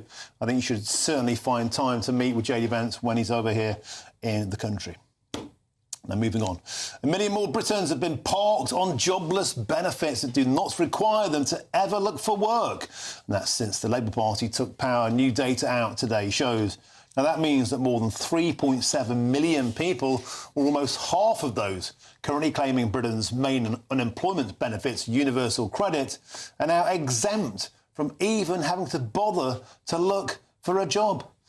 I'm joined in the studio by our Director of Policy and Practice, Devon Galani, and also GB News' senior political commentator, Nigel Nelson. Devon, let's start with you. Thanks for coming into the studio to see us today. Good to be on. A lot of people would find it astonishing in the first place that there's a benefit where you don't even have to bother looking for a job. So most of the people on universal credit who don't have to look for work, it's because they've got a serious health condition. So it's what's called the health element of universal credit. There are two elements of it. But fundamentally, the most severe one, which most of the people who have got it are on, says that you're too sick to work, right? And that is one of the things that the benefit system is there for. So if you're not able to, and you'll know people in this position who've had an accident or have fallen out of work, they're not able to get back into work at the moment. I think that's a justifiable problem that the benefit system is there to tackle. The bigger problem we've got is that where more people are ending up in this position. Often because they're not able to access the health support that they might need when that first happens, or because the benefit system sometimes puts them in a position where it's not getting them the support they need to move back into work. So a surge of 1 million in the past year, you're saying is because that there's been this boom in people who are too sick to work. Not actually a boom, in fact. It's easier than ever to apply online and simply avoid the dragnet, avoid any face-to-face, grilling by a human being. It's never been easier to scam the system. So, well, firstly, it's easier to apply for universal credit if you need it, and I think that's a good thing because it's support for people who need that help. But I think the biggest driver in the increase that you've seen in the numbers today is people from legacy benefits, the old-style job seekers allowance housing benefit, moving on to universal credit. So it's been reported as a big rise in the universal credit figures, but that was always going to happen. So when I worked on universal credit, over 10 years ago now, before it was introduced, we modelled there'll be 7.2 million households expected to be on universal credit. Today, there are just over 6 million households. So really all we're seeing is the movement from that old style benefit onto the new one today. And the reason you're seeing more sickness benefit on universal credit is because a lot of the people that have been moved across in the last year are those that are sick on the old style benefits. Are they sick? Or do we have a system that encourages people to apply for sickness benefits where they rarely face scrutiny? The fact of the matter is, the grim reading is, we're facing £100 billion a year in sickness benefits by the end of this decade. We can't afford that. It's unsustainable, and yet every time there is an attempt to try and cut that, there's a backbench rebellion by the Labour Party. We can't carry on like this. There's definitely a big increase. So regardless of whether they're talking about universal credit or the old style benefit, you're seeing a big increase in the number of people getting signed off onto health-related benefits. Now, there are three big reasons for that. We've got an older population. There have been some health issues, and actually could there be more support through the health system? But also the benefit system hasn't always worked to make sure people are supported back into work, and sometimes it can push people, actually it's better to be on this out of work benefit because I don't get chased, as you sort of say, to move into work. Now, there are some things that are happening to change that. So the gap between the amount of support you get if you're not getting health-related benefits and if you are is getting narrower. That is something the government was able to push through, but you're right, some of the more difficult reforms around personal independence payment didn't make it through. That's going to be a review next year. There are some things to try and narrow that gap happening. There's also some devolution of employment support, so there's going to be more support out in your local community to help those people into work, which I think is some of that stuff is good, but what we're dealing with is like a decade of more and more people getting sicker and the benefit system not doing enough to curb that now. We are starting to see some change, I think. Thank you very much for joining us today. I really do appreciate your time. That's Devon Galani. Nigel Nelson. The Party of the Working People, the Labour Party. 1 million extra people sat on their backsides since the Labour Party got into power. Put it to you once again for the second time in this show. The Labour Party isn't the party of working people, it's the party of the work shy. That's why Labour wanted to hold a review to reform the benefit system. As you pointed out, it's not sustainable as it stands at the moment. But they wouldn't vote it down. They wouldn't vote for a single penny in cost savings. But what Rachel Reeves did, and I think this was a mistake, that she simply used it as a money-saving method and cut disability benefits. Now we have a review taking place by Stephen Timms to actually look at this properly. What he should come back with is some reason why we're seeing so many people on sickness benefits, and also come back with what we can actually do about it and save money. The point is they got the wrong way round. Do you think Brits are getting sicker, or do you think they're getting slicker at playing the system? Well, I think that they're getting sicker, and the question is why they're getting sicker. Is it because the NHS is no longer working, waiting lists of 7 million? Is it something else? Is it mental health issues? Is it overdiagnosis? There's a whole host of things that need to be answered, but that's why you need a proper review to do it. OK, thank you very much, Kevin and Nigel. Pleasure to have your company, both of you. Thank you. Lots more still to come between now and 5 o'clock, including a campaign from the Women's Safety Initiative to call for compulsory CCTV in all British taxis following an incredible 80% decline in sex attacks in one area that tried it as a pilot. But first, here's your latest news headlines with Cameron Walker.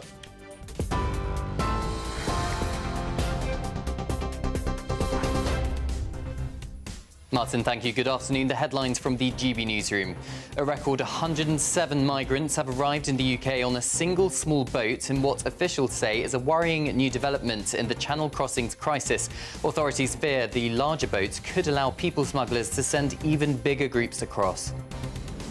3 children have been charged with the murder of a man at a seaside resort. The 2 boys, aged 14 and 15, and a 16-year-old girl are accused of attacking 49-year-old Alexander Cashford during an altercation on the North Kent coast. Live facial recognition is expanding across England and Wales with 10 vans in 7 forces. Home Secretary Yvette Cooper said they'll target people wanted for the most serious crimes. President Zelensky has warned President Trump that Putin was bluffing about his desire to end the war in Ukraine. Donald Trump previously defended his planned summit with Vladimir Putin. Germany, the UK and other allies are pressing the US to keep Ukraine fully involved. And the fashion accessories chain Calais has said it will appoint administrators for its UK and Ireland business, putting around 2,150 jobs at risk. The move has raised fears over the future of its 306 stores across the UK and Ireland. Administrators are set to seek a potential rescue deal with the chain, which has seen sales tumble recently. Well, those are your headlines for now. More in half an hour. Take the GB News family with you on any device. As long as you have an internet connection, tune into GB News anywhere on the planet or beyond.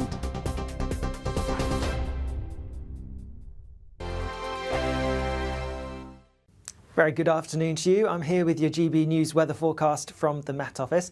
Lots more fine weather to come for many of us as we go through the rest of this week, and it is going to stay pretty hot in most places as well. But there are also going to be a few thundery showers around.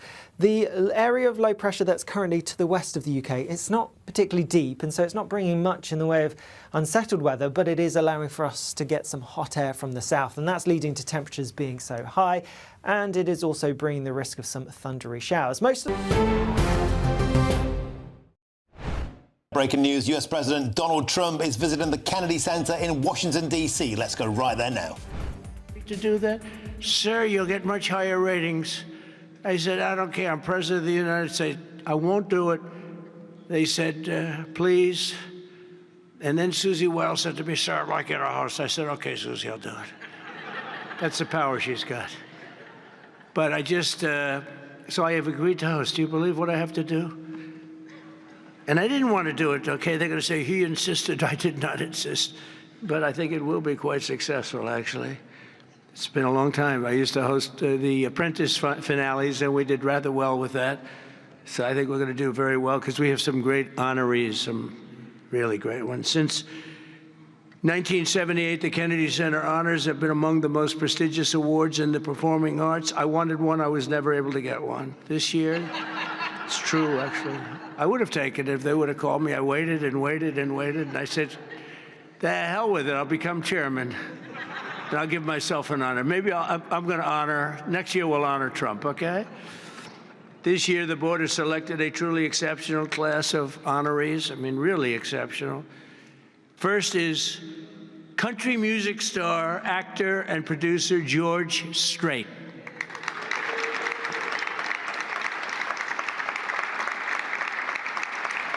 Great. Over an extraordinary 4-decade career, George has sold more than 120 million records worldwide, amassed 60 #1 hits, wow, and produced 33 platinum certified albums, more than any other living American. That is amazing. He's believed by millions of people to just be as good as you can get, and he's beloved by hundreds of millions of people all over the world. He's really something, and they call him the king of country, and we know him very well, George Strait. Okay, please. Oh, and it looks nice. You're a good-looking guy. I hope he still looks like that. Second is actor, singer, philanthropist, and star of the Broadway stage. One of my favorite talents. I think he's one of the greatest talents I've ever actually seen. I've always said, and just so we don't get in trouble, I'll say among the greatest artists in the world are the Broadway London actors back and forth. That's all they want to do is they want to do Broadway and they want to do London. They want to do 8 shows a week, including matinee on Wednesday. And if you said make a movie, they can't even think about it. If you say go on television, they don't want to. All they want to do is be on the stage, the live stage, and it's amazing. But I've always said they're the most talented people. And this man may be the most of all. Michael Crawford is being honored. Michael was born in England in 1942. He made his Broadway debut in 1967. I was there. I shouldn't say that, but I was there. Seems like a long time ago.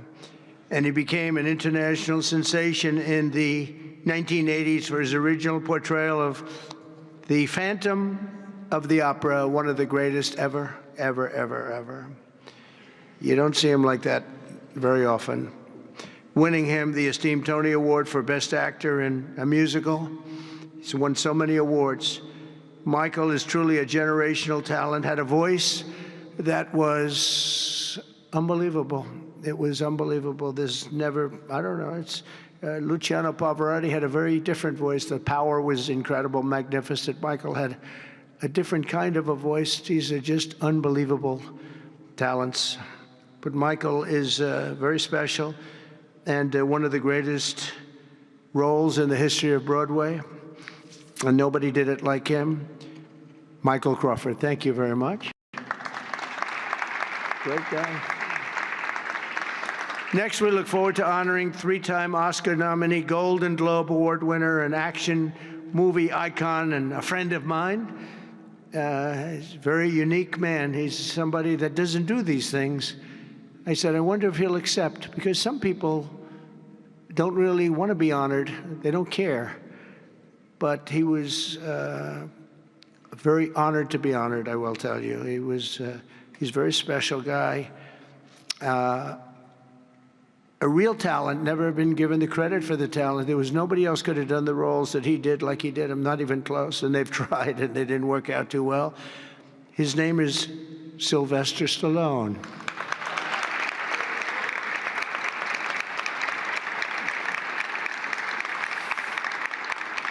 So it's very few, almost, if any, people that could have taken a name and made it so incredible, like Rocky, Rambo, Creed, and others. But think of it, Rocky, Rambo, if you did one, you're good. You do two, and I'll never forget, I was a young guy, and I went to see a thing called Rambo, and it had just come out. I didn't know anything about it, but I was in a movie theater, like we used to go to movie theaters a lot, and I said, this movie is phenomenal. What the heck? And that turned out to be a monster. Rocky is Rocky. I mean, the way that happened, you know, Sly had no money, nothing, and he went around, and everybody wants to do a boxing movie. It's the most, probably more than any other type of character, boxing, always boxing. It's so great. And there's rarely been anything like this one. John Voight did a great one, as you know. Champ, great. I think that was right there, too. John Voight's a phenomenal person, phenomenal actor. But Sly came in and he had no money. He wrote a script along with thousands of other people writing scripts on a boxer. And for some reason, a studio picked up this and liked it. And Sly he's in an old car that he came in from Brooklyn or someplace in New York, but I think Brooklyn. It barely made it to California. He was sleeping in the car. I mean, he had nothing. And he wanted control over who the actor was going to be, because he said it can't be successful if you're going to pick a movie actor with a bad build, okay? A nice face, but a bad body. And he said, I can't have these guys, because he's a tough cookie, and he knew exactly what it took. He knew what a boxer's body was. So they brought him one, and I won't tell you who it was, but it was a big name, but the chest wasn't exactly what you need. One shot, and your heart would pop out. That wasn't too good. Then he did another one. He was fat, sloppy, but had a good face. Then he did another one, and another one, and another one. And he turned it down. He wouldn't take $1 million. He wouldn't do it. And it turned out that when they saw him, they said, you'd be actually pretty good for this role. And he had never done this before, anything like it. But think of it, he turned down $1 million. He had nothing. He refused to let somebody else play. He didn't want to play it. He wasn't originally, he did it as a writer. But he ended up playing it because he couldn't find anybody else that fit the role. And who knew what would have happened? He's become a legend of the silver screen, a true legend, and he's a great guy. He's a little bit tough, a little bit different, I will tell you. He's a little tough guy. But he's a phenomenal person with a phenomenal wife and family. Incredible wife, incredible family. His film's grossing more than $7.5 billion, which is either a record or very close to it. I can't imagine anybody doing more. If you add up Rambo and Rocky and these others, I can't imagine anybody doing much more.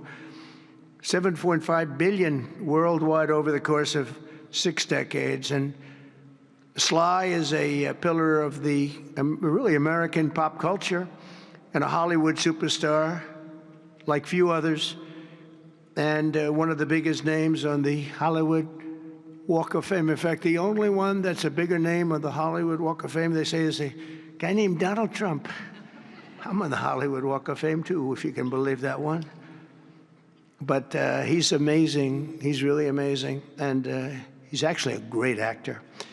Fourth will be together celebrating one of the most revered singers of the American disco era, Gloria Gaynor.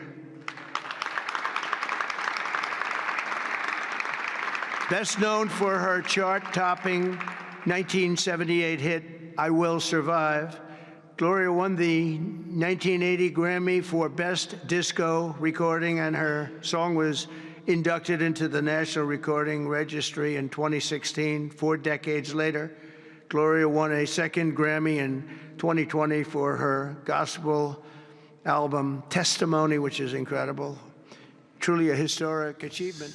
Not only and that's Donald Trump there at the Kennedy Center in Washington, D.C. Joked on social media earlier on, I'll be at the Trump/Kennedy Center fishing for a name change to try and get himself in there. But he said, whoops, only joking on social media there. Talking about the legends of the silver screen, putting out awards. A great eulogy there to Sylvester Stallone, talking about Rocky and the $7 billion he's gross. Donald Trump, he certainly goes off-piste, but who knows what's going to happen. We'll hover over that because he might start getting grilled by the press and suddenly declare that the war is over in Ukraine. That's Donald Trump. But look, we've got some major breaking news for you now here on GB News, and it's this. The Manchester Arena bomb plotter Hashem Abidi is being charged with 3 counts of attempted murder after 4 prison officers were injured at HMP Franklin in County Durham back in April. And the Counter-Terrorism Policing North East has just announced. Just to repeat that breaking news, if you're joining us here on GB News, the Manchester Arena bomb plotter Hashim Abidi has been charged with 3 counts of attempted murder after 4 prison officers were injured at HMP Franklin in County Durham in April. We're hearing that breaking news line given to us by the Counter-Terrorism Policing in North East. More on that as we get it on the channel. Well, join us now from RAF Fairfield in Gloucestershire is GB News' national reporter Jack Carson. Because, of course, Jack, you are JC, but JD Vance has just been speaking, talking about the special relationship between Britain and America, of course. Tell us more.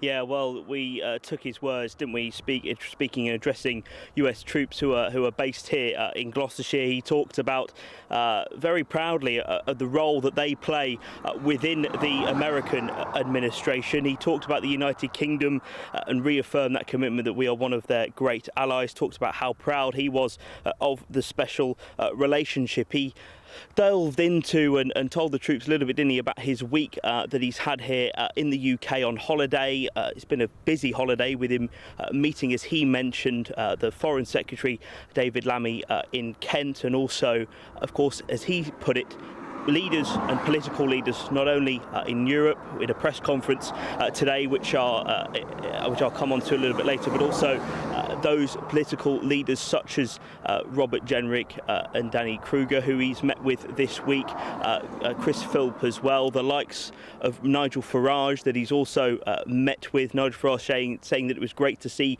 his old friend JD Vance today, but that those details of and what was discussed in that meeting would remain confidential. But addressing troops today, the Vice President said that it's not just about war, that we have to work together, we have to fight together, we have to make it easier to achieve peace and prosperity. And he's told the people and the soldiers and alike that are based here that they make that possible. He went into the history of what's happened to this base, but talked a lot about the importance to him of trying to make peace in Europe once again, reaffirming the President's words and his commitments in that presidential election campaign that he wanted to end the war in Ukraine. And of course, there has been a summit today with Volodymyr Zelensky and the German Chancellor too. They say that they have got commitment from President Trump around those security concerns that they have and security guarantees. Of course, this is all teeing up to the meeting between the President and, of course, Vladimir Putin later next week.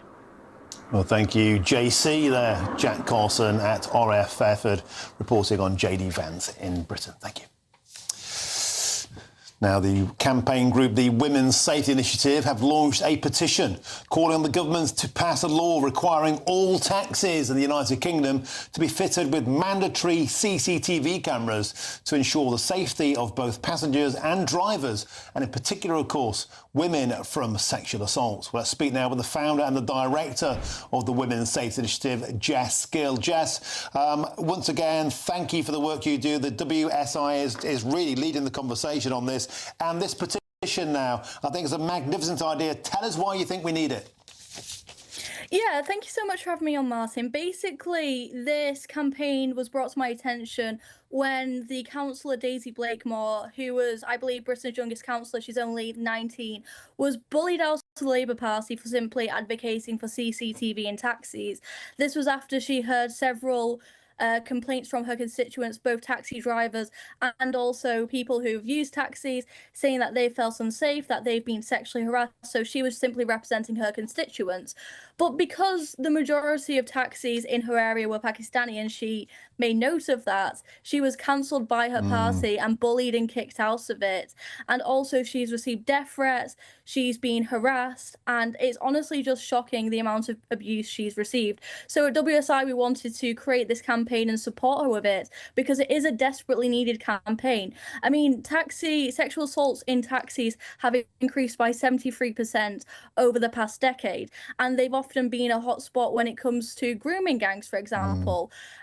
We've seen that, and I think it was in Rochdale where they implemented CCTV in taxis, and sexual assaults were drastically decreased. So it's obviously a needed campaign. And I want to know, why are the taxi drivers against this? Like, when you think of taxi drivers, surely, you think of like a drunk passenger at the end of the night. You would want evidence in case they, abuse you, they ruin the taxi. You would want CCTV of that. So what are they hiding if they don't want that?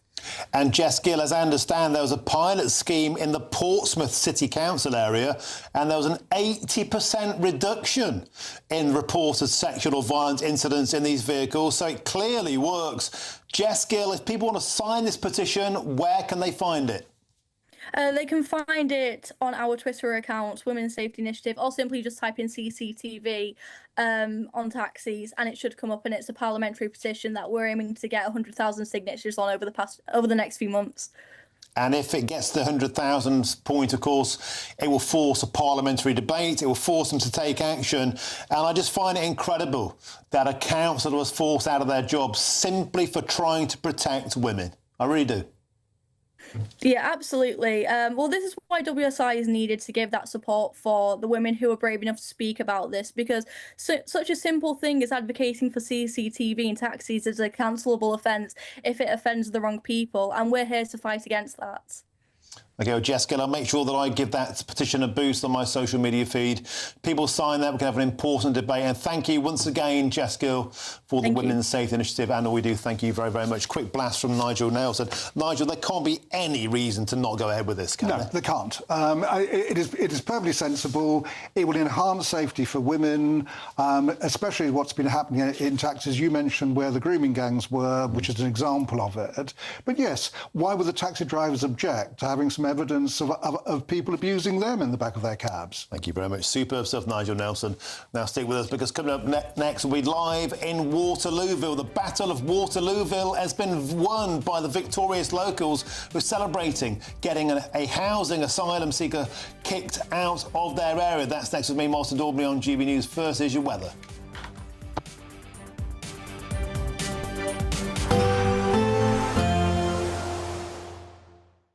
Expect warm spells with the odd rude interruption. Box Boilers sponsors the weather on GB News. Very good afternoon to you. I'm here with your GB News weather forecast from the Met Office. Lots more fine weather to come for many of us as we go through the rest of this week, and it is going to stay pretty hot in most places as well. But there are also going to be a few thundery showers around. The area of low pressure that's currently to the west of the UK, it's not particularly deep, and so it's not bringing much in the way of unsettled weather, but it is allowing for us to get some hot air from the south, and that's leading to temperatures being so high, and it is also bringing the risk of some thundery showers. Most of those will die out as we go through this evening and overnight, but a few could develop through the early hours across parts of Northern Ireland and maybe Scotland and Northern England too. Otherwise, lots of dry, clear weather, and because of the high heat, the humidity, temperatures not dropping a huge amount, so a pretty warm and another sticky night for many of us to come. Then through tomorrow, a fine start to the day across southern parts, perhaps in the southwest and across parts of Wales. A few showers here, but not as grey, not as cloudy as it was to start this morning. Further north, also a few showery bursts across parts of Northern Ireland, maybe into some parts of Northern England and Scotland. They're not looking too intense as we go through the morning, but it's as we go into the afternoon when we're likely to see some pretty heavy, pretty thundery downpours developing. Exactly where those heavy thundery showers develop, well, that's still a little bit uncertain, but just be aware we could see some pretty intense downpours, particularly eastern parts of Scotland, but anywhere across the north really at risk. They are going to be hit and miss, so many places likely to avoid them. Towards the south, southeast are staying fine and dry, lots of sunshine here. Temperatures not quite as high as today, but nonetheless still getting into the high 20s for some, possibly low 30s. More heavy, intense showers to come as we go through the end of the day, particularly across parts of Scotland. We need to watch out for the thunder, the lightning and the hail. Then as we go through Friday and into the weekend, lots more fine weather to come. A few showers for sure, but most places staying dry, often sunny and pretty hot. Expect warm spells with the odd rude interruption. Boxed Boilers sponsors the weather on GB News.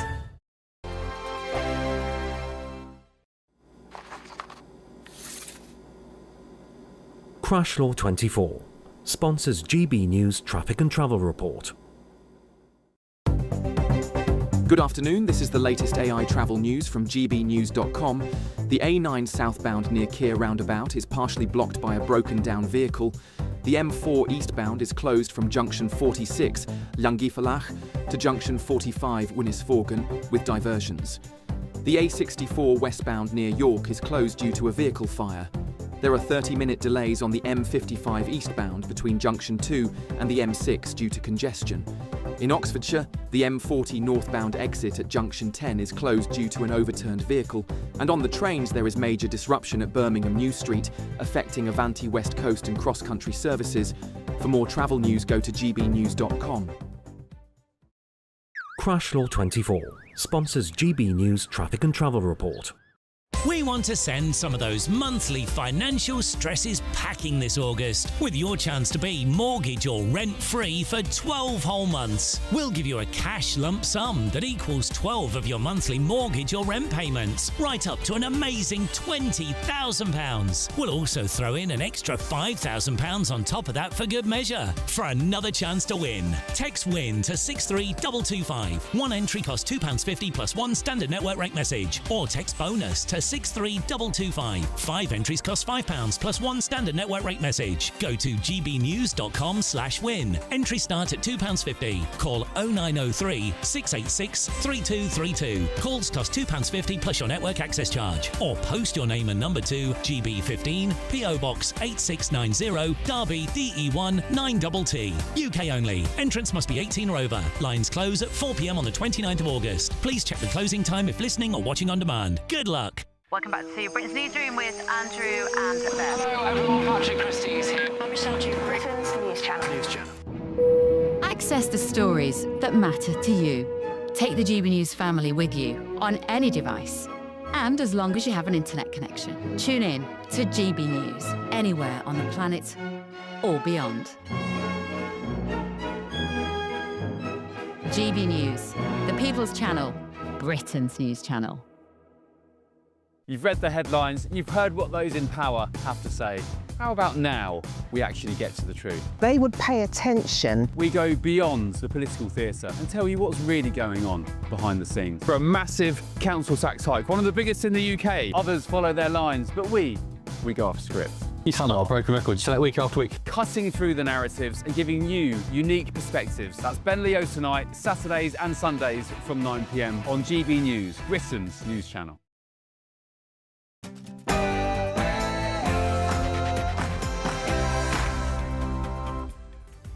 Very, very good afternoon to you. It's 5 p.m. and welcome to the Martin Daubney Show here on GB News. We're broadcasting for you live from the heart of Westminster and all across the UK. Coming up on the show today.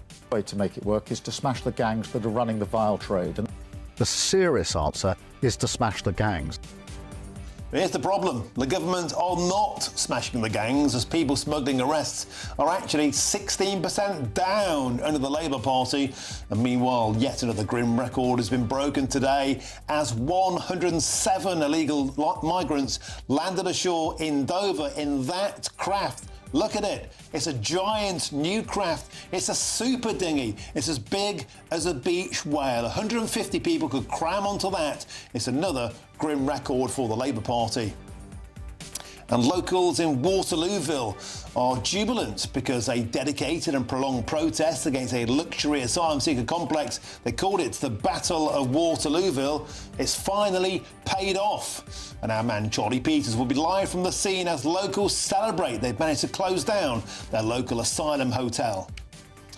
And Sadiq Khan has accused Nigel Farage of being right-wing and unpatriotic by constantly talking down the capital. But who's really to blame for London's dissatisfaction with the city? And it's a real problem, not right-wing rhetoric, but the mayor himself. And that's all coming up in your next hour.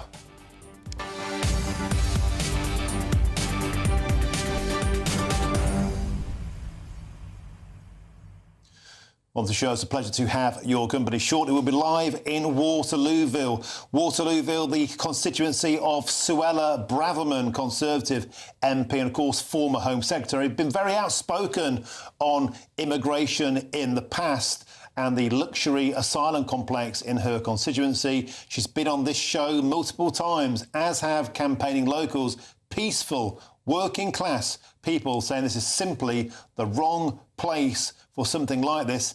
Well, they've had a result. They've won. We learned today this complex, this luxury complex, will be closed down. We're on the ground with Charlie Peters, and we're trying to get a word with Suella Braverman later in the hour. Could this mark the pushback, the beginning, a new template of victorious working class Britons saying enough is enough and getting these things removed from their towns where they never had a single say in the matter? Get in touch. GBNews.com/your say is the way to do so. But now it's time for your headlines, and here's Cameron Walker.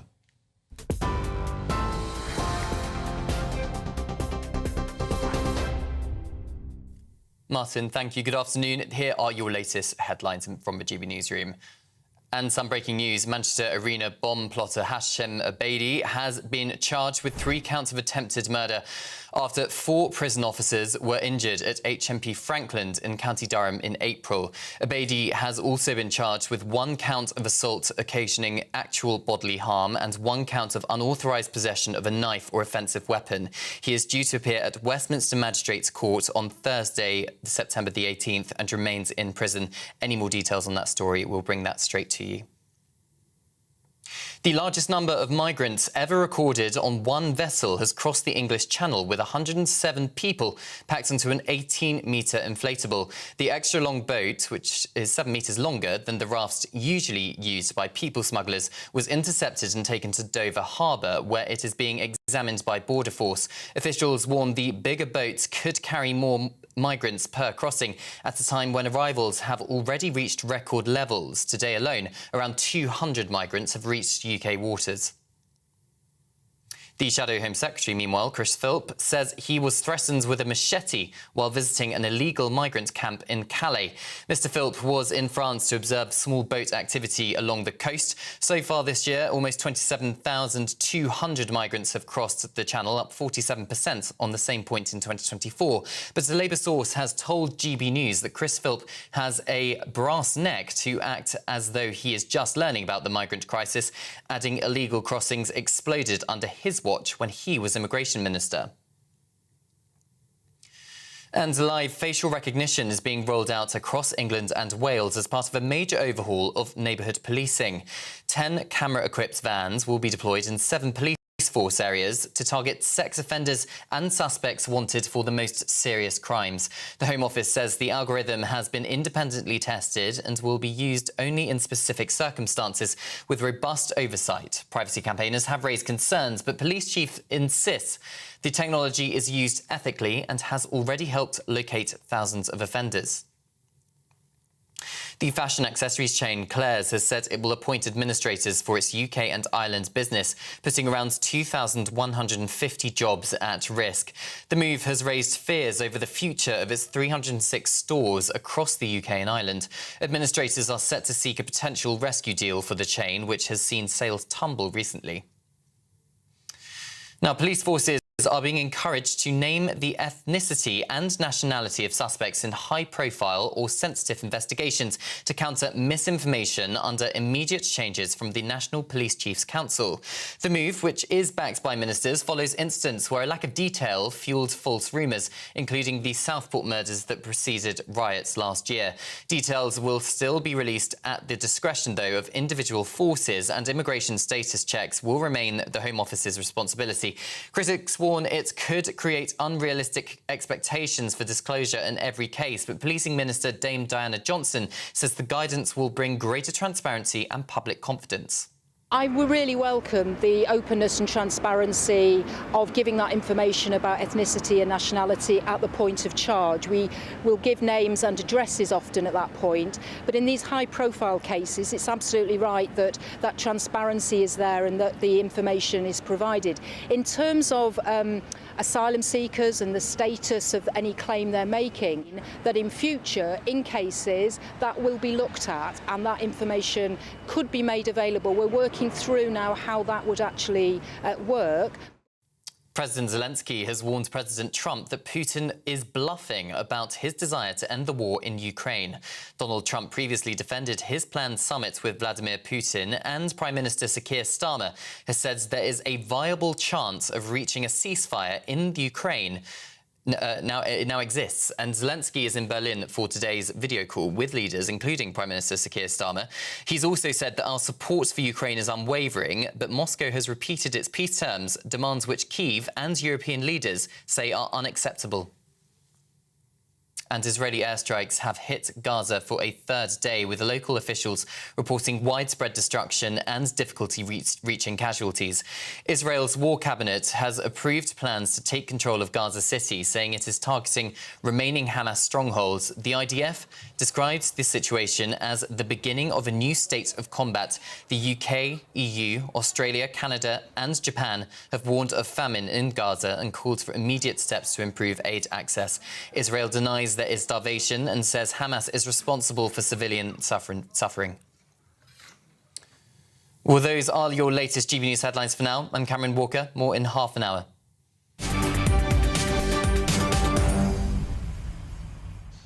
Thank you, Cameron. Now it's victory for locals in Waterlooville. The Battle of Waterlooville has been won, as they've now dropped plans to house migrants in hotels at the site because it was deemed to be unsuitable. Now, this comes following heavy criticism and more than 1,000 people protesting in the area last week alone. And we are set to hear from Suella Braverman, the local MP, in about an hour's time. But before that, let's get to our man, GB News national reporter Charlie Peters, who is there for us in the ground in Waterlooville. Charlie Peters, a huge victory, not just for the locals, but perhaps this is of national significance as the pushback begins. Tell us more. Well, Martin, as you say, it could be more significant because if it shows in local areas that with big protests, you say 1,000 attending that demonstration a fortnight ago, but also 10,000 signing a petition against housing of asylum seekers or illegal migrants, as the local MP Suella Braverman referred to them in the city centre here in Waterlooville. If that kicks on, if that further effect then takes place around the country, then there could be quite a difficult place for the government and the Home Office in particular, where we are seeing significant protests leading to that sort of change. And there is the location just up there. That is the building that was going to be used for those flats. 36 asylum seekers, the council said, were going to be kept in there. Well, this is going to be something of a victory parade later today. That's how it's being branded by locals, Martin, because that's not happening anymore. That building, part of the regeneration of this town centre, they are smart flats, no longer will be used to house those who have arrived in Britain, they say, claiming asylum. And I want to speak to a couple of people who've been quite influential in making sure that doesn't happen. It's Lorraine Reynolds and Jack Ross. Lorraine, I'll start with you. What was your reaction when you heard that this plan wasn't going to go ahead anymore? Oh, elated. Yeah, absolutely fantastic. I've got granddaughters that come up here and there's no way I want them around unknown migrants. We don't know anything about their background, you know, no legal checks. You can't do legal checks on them at all. You know, this place has been let down over the years, and recently a lot of money has been, you know, it's been regenerated. But if they start putting migrants here, no one's going to visit here because they're going to feel too vulnerable. So, you know, it's all bad. It's great news they're not coming, but we've got to stay vigilant to make sure they're not going to put them anywhere else in the area. And Lorraine, the local council here, Havant Borough Council, they said that Suella Braverman had used inaccurate language referring to them as illegal migrants. Well, they also said that they were for mixed use, I mean, families and individuals. Did that reassure you at all? There were families staying here as well? No, not at all. Not at all. They won't put families there. What are they, 1- and 2-bedroom apartments? No way we'll they're just saying that just to try and shut us up. There's no way families will go there.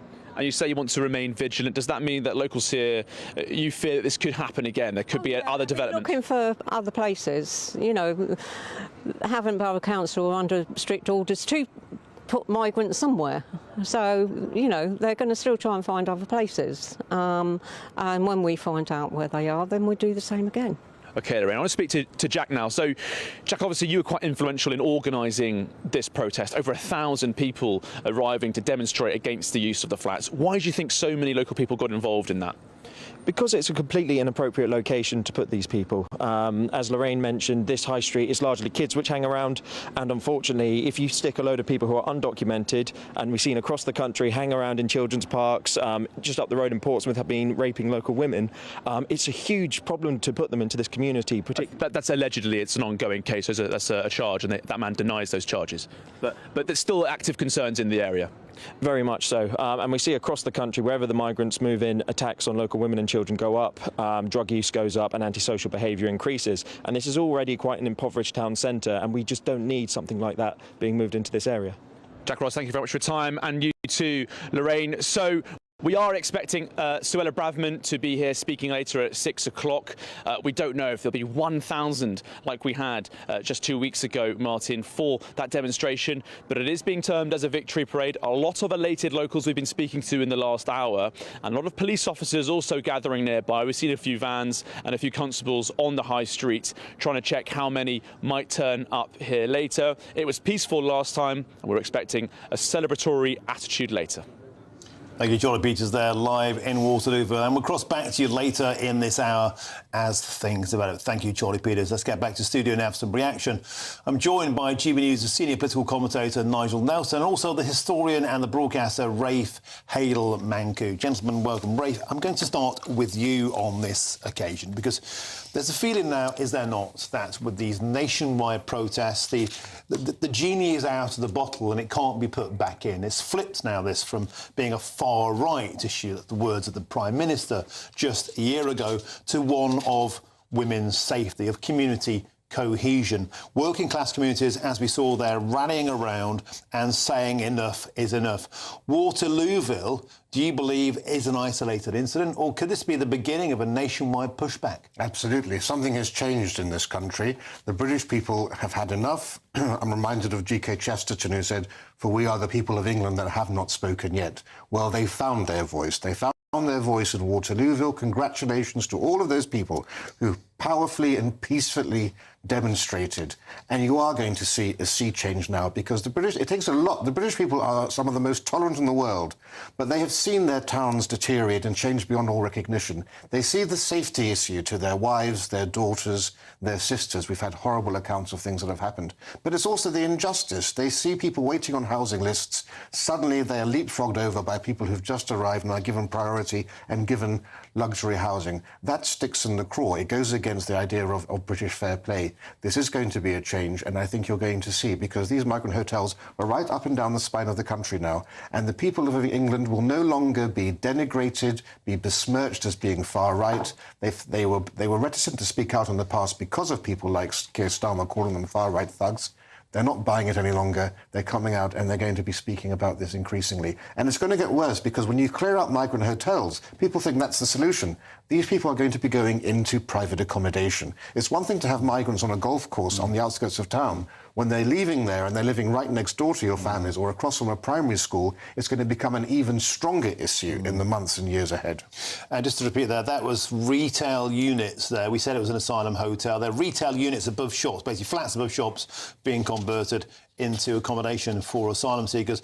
Rafe, I wanted to ask you about an excellent point you made about containment camps, because Kemi Badenoch yesterday ruffled a few feathers, saying, why are we even putting people in hotels at all? What about in camps? You got involved because you have familial experience of this in the past, and you believe that containment camps could be a great idea. Yes, so we should be emptying not just the hotels, all private accommodation. We have 30,000 migrants in hotels. We have around 70,000 already in private accommodation.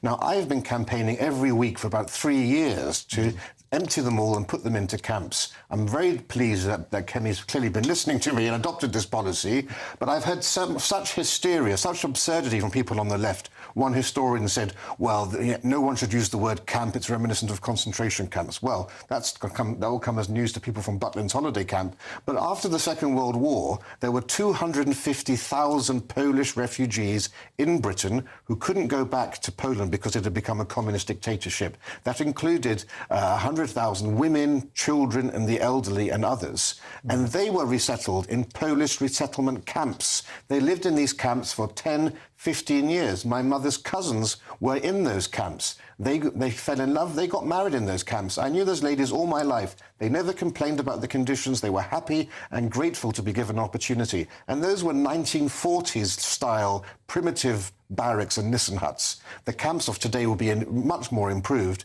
And for heaven's sake, our British armed forces are being housed in military barracks and camps. If they're good enough for our young men of fighting age, they should be good enough for these young men of fighting age, rather than putting them into four-star luxury hotels when many of them come from extremely disadvantaged backgrounds, where essentially a one-star hotel would be a palace for them. OK, Rafe Halemenko, excellent. Thank you very, very much for joining us with that impassioned speech there.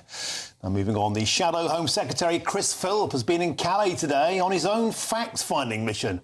But whilst doing so, he says he had a knife pulled on him when he spoke to GB News shortly after that dramatic incident. And first of all, as I was talking to some migrants, another one pulled out a curved machete and started brandishing it, at which point we left pretty quickly. And then as we were leaving, we got pelted with glass bottles. And as we drove off, other like bottles got thrown at the car. So it was a pretty nerve-wracking experience. Well, meanwhile, a very unsympathetic Labour source has told GB News that Mr Philp had a brass neck to act as though he is just learning about the migrant crisis by going to France. Well, let's now get the opinion of a French journalist, and I'm joined by the deputy of the French National Assembly, in fact, Guillaume Bigot. Guillaume, a pleasure to have your company. Could I get your reaction? It's an absolute pleasure. Can I get your reaction to a British parliamentarian appearing on French soil and seeming to, how should I put it, ruffle a few feathers? Yes. First of all, I do understand my honourable colleagues from the British Parliament, because a lot of money from the British people has spent, more than £500 million now since 2019, and they want to check, as we do, where the people's money is going. And they want to do that in France. Now, if the words have a meaning, inspecting means literally things that inside from above. Inside, that is to say, on the French border, from above, like a hierarchy. And the British colleagues are not above us. We are sovereign in France as they're sovereign in their country, in your country. So that is to say, I do understand what they want to do. They should ask us to do it for them, or to do it at least with us, to check together. Because see, this border is a common border. There's not your side or our side. And this issue, immigration, is a common issue. And the smugglers, which are modern slavery smuggling people, are a common enemy, and we should fight back together. And the sovereignty is at aim because of these smugglers and because of these poor people trying to get in. It's not at aim because of the MPs on both sides. That is to say, we should focus on our common goal. And our common goal is to keep and maintain our border according to what the majority of our people wants on both sides of the channel. But a lot of people watching this channel, on this side of the channel, they often see pictures of gendarmes simply watching as illegal immigrants charge onto dinghies. Mr Philp claims to have had a video he put out on social media of gendarmes merrily helping illegal immigrants get on luxury coaches in Calais to be ferried towards the beaches. And that cost the British taxpayers a lot of money, £500 million last year, an extra 100 million quid recently. It's a lot of money for not a lot of output. No, I do agree. I do agree. As a matter of fact, our state, our gendarmes, as you put it, the police, the judges, everybody is impotent in France. And why are we impotent? Precisely because we are living according to our rules, and our rules of law has to be changed because our rules of law put the treaties, European treaties and international treaties, and also a certain interpretation of our constitution above the law decided by the majority of the people and above the law decided by the parliament. And that is the point. It's not a matter of right and left. It's deeply an issue of democracy. What the people want, taking away their origins or their ethnicity, there's a very simple thing in history. More you have a pluricultural, multi-racial, multi-confessional society, and the more it has to be culturally coherent and politically coherent. And this coherence is clear. The people of France and the people of England, they don't want any immigrants no more. But this cannot be implemented legally. Why? Because the judges, because the treaties, and because all of this system. This is the reason why the MPs are so gendarme impotent, powerless. This impotence is created by the states of the law itself. I think you're absolutely right. And you know what? It's great to reach common ground because often over here we have a pop at our French cousins. When we speak to you now, realise we actually have so much in common. We're both let down by our institutions. We're both let down by our police forces. We're both let down by border enforcement. And we're both certainly let down by our political class. A pleasure to speak to you. You speak beautiful English, far better than my French, that's for sure. Pleasure is shared. Thank you very much. Thanks, mate. Deputy of the French National Assembly, Julien Bijot. Fantastic. Now, coming up next, Sadiq Khan has accused Nigel Farage of being right-wing again, but this time also unpatriotic, by constantly talking down the capital. But who is really to blame for Londoners' dissatisfaction with the city? Is it really Nigel Farage having a pop at Sadiq Khan? Or is it perhaps the mayor himself? That's next with me, Martin Daubney, here on GB News, Britain's News Channel.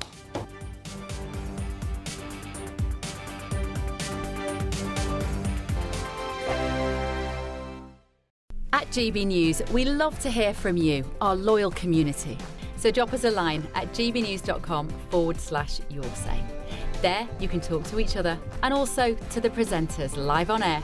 gbnews.com/yoursay, because GB News is your channel, Britain's news channel.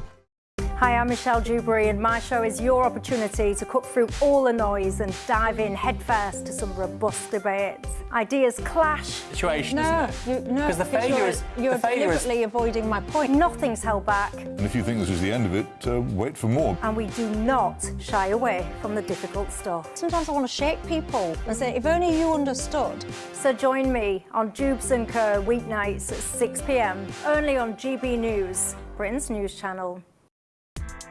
Join me, Nana Okoye, for an informative, interactive news programme with a difference. It's fun. No, he didn't say that, Dave. I'm so surprised. I think there's an element of truth to that. Join me from 3 p.m. every weekend, only on GB News, Britain's news channel. Good Afternoon Britain isn't just about us. The wonderful thing about this programme is it's about everyone watching. It's an interactive programme. Well, there absolutely is something to see here, and we're going to be talking about it more. Whether it's breaking royal news, please bring us up to date, or indeed a particularly punchy speech in the House of Commons. Very, very curious. We bring it to you live, and then we bring you live reaction as well. That's Good Afternoon Britain, weekdays from midday. Only on GB News, the People's Channel, Britain's news channel. Wake up with a familiar face. She's back on breakfast television. Penny Smith returns. Miss me? Well, I'm here and I brought the coffee. And we're reuniting to brighten your morning. It's just like old times, only better. So join Penny and me next Monday and Tuesday only on GB News Breakfast. Mornings don't have to be tiresome, especially if you have the right company. Wake up to news as it happens, opinion and debate, and of course, a little bit of entertainment too. Because when the kettle's on, we're on. That's Breakfast on GB News, a show worth waking up for. Every morning from 6 a.m. Only on the People's Channel, Britain's news channel. We'll spread the news, you spread the word. It's Patrick Christie's Tonight, and here we do things differently. It's explaining the absolute madness of this, doesn't it? It's explosive. I mean, this is very good. It's lively. 850. Your government sat there, Sean, and it did nothing. It's controversial. And the Middle East has been in turmoil since before I was born. It's everything you need to kickstart your evening. Everyone's had their Weetabix tonight. I love to see it. That's Patrick Christie's Tonight, weeknights from 9 p.m. Only on GB News, the People's Channel, Britain's news channel.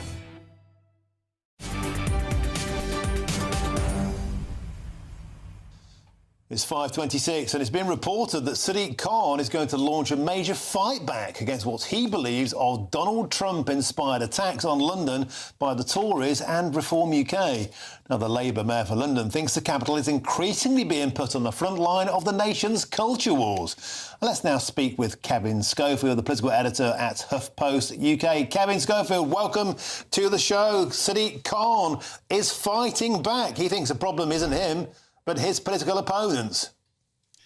Yeah, I mean, it's clearly these attacks on London have got under Sadiq Khan's skin. I think we've seen this as a tactic, clearly, pretty much led by the Conservatives, from the Conservatives, I should say, by Robert Jenrick. We had the famous video of a couple of months ago of him challenging fare dodgers on the London Underground.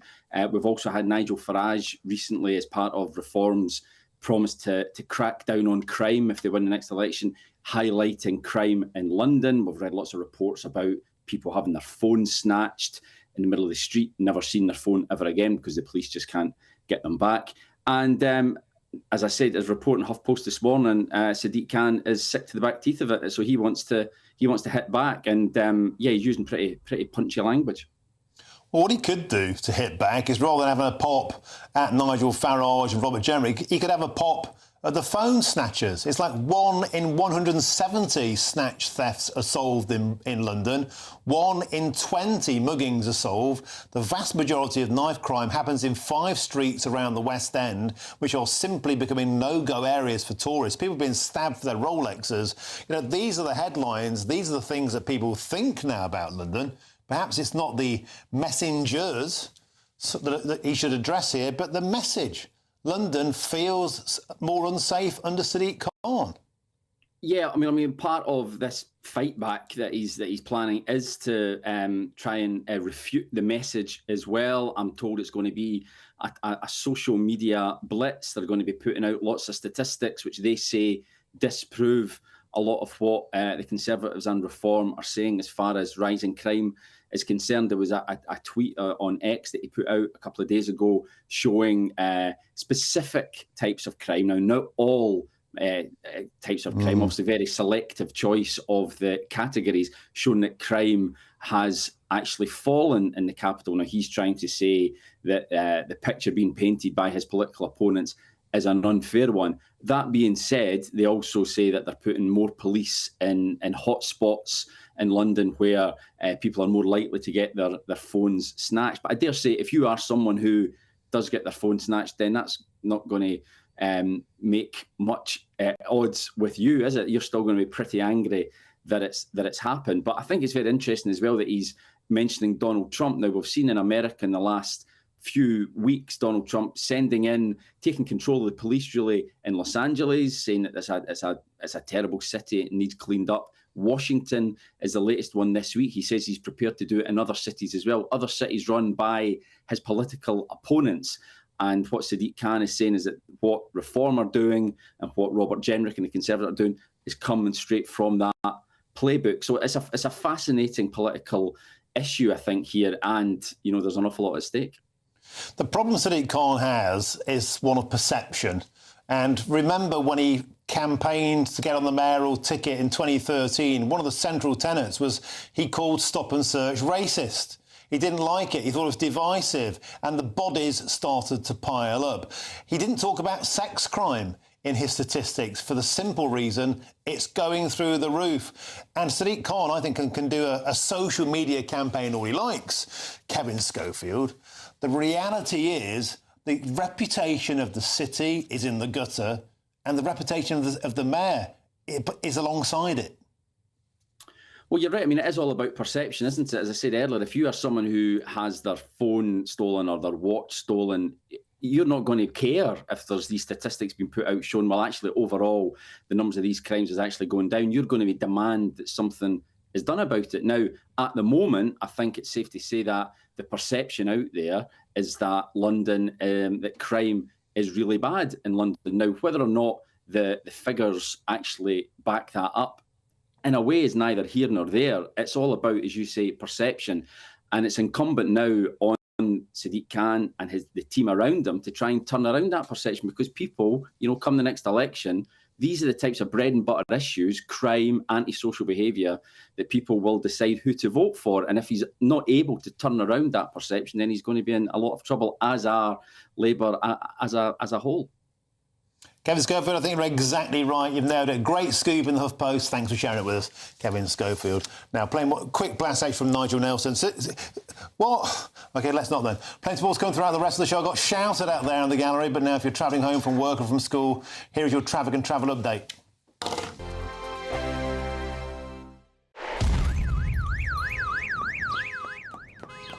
Crash Law 24 sponsors GB News Traffic and Travel Report.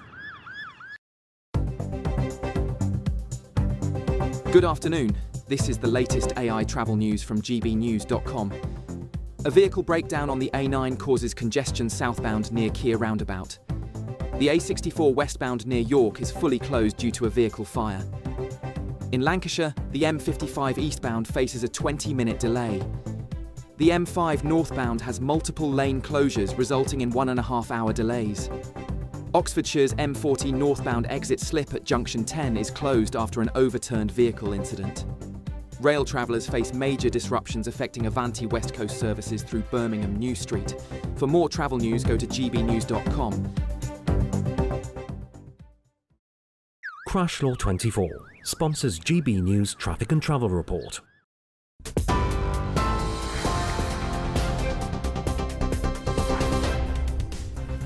Good afternoon. The headlines now from the GB newsroom. The Manchester Arena bomb plotter Hashim Abedi has been charged with 3 counts of attempted murder after 4 prison officers were injured at HMP Frankland in County Durham.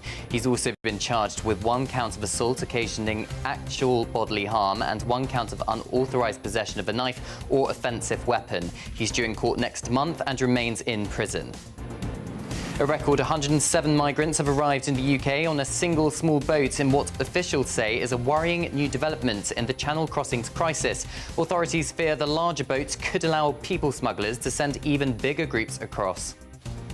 3 children have been charged with the murder of a man at a seaside resort. The 2 boys, aged 14 and 15, and a 16-year-old girl are accused of attacking 49-year-old Alexander Cashford during an altercation on the North Kent coast. And live facial recognition is expanding across England and Wales, with 10 vans in 7 forces. Home Secretary Yvette Cooper said they'll target people wanted for the most serious crimes.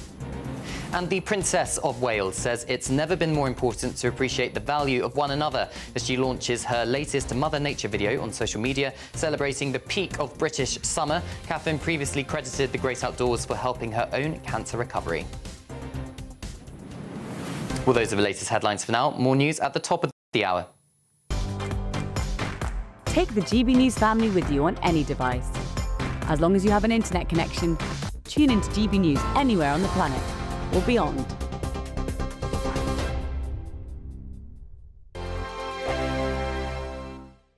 Very good afternoon to you. I'm here with your GB News weather forecast from the Met Office.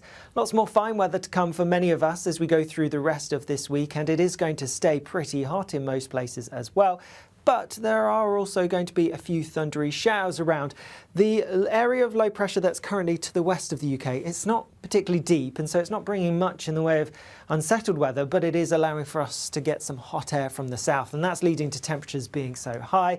And it is also bringing the risk of some thundery showers. Most of those will die out as we go through this evening and overnight, but a few could develop through the early hours across parts of Northern Ireland and maybe Scotland and Northern England too. Otherwise, lots of dry, clear weather, and because of of the high heat, the humidity, temperatures not dropping a huge amount, so a pretty warm and another sticky night for many of us to come. Then through tomorrow, a fine start to the day across southern parts, perhaps in the southwest and across parts of Wales. A few showers here, but not as grey, not as cloudy as it was to start this morning. Further north, also a few showery bursts across parts of Northern Ireland, maybe into some parts of northern England and Scotland. They're not looking too intense as we go through the morning, but it's as we go into the afternoon when we're likely to see some pretty heavy, pretty thundery downpours developing.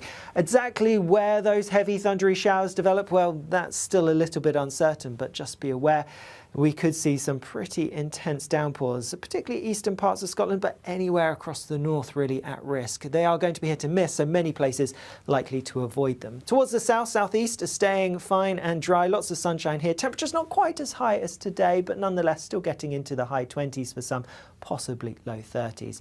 More heavy, intense showers to come as we go through the end of the day, particularly across parts of Scotland. We need to watch out for the thunder, the lightning and the hail. Then as we go through Friday and into the weekend, lots more fine weather to come. A few showers for sure, but most places staying dry, often sunny and pretty hot. Westminster, the ultimate clique. And you're fighting like rats in a sack. But here on the Camilla Tominey Show, we ask the questions the establishment media is too scared to ask. OK, let me ask you a straight question, because I know you're a straight-talking politician. Whether it's net zero, illegal immigration or law and order, nothing is off limits. You had the power then. Yeah, as and now you've lost it. That's the Camilla Tominey Show, a politics show that's fearless. But no, let me finish my question if you don't mind, because it is my show. Sundays at 9:30, only on GB News, the People's Channel, Britain's news channel. Britain was once the envy of the world. But look around, a nation that no longer knows what it is or where it's going. A country that's broken. How do we fix Britain? How do we bring it back? Friday night with Matt Goodwin at 8 p.m, only on GB News.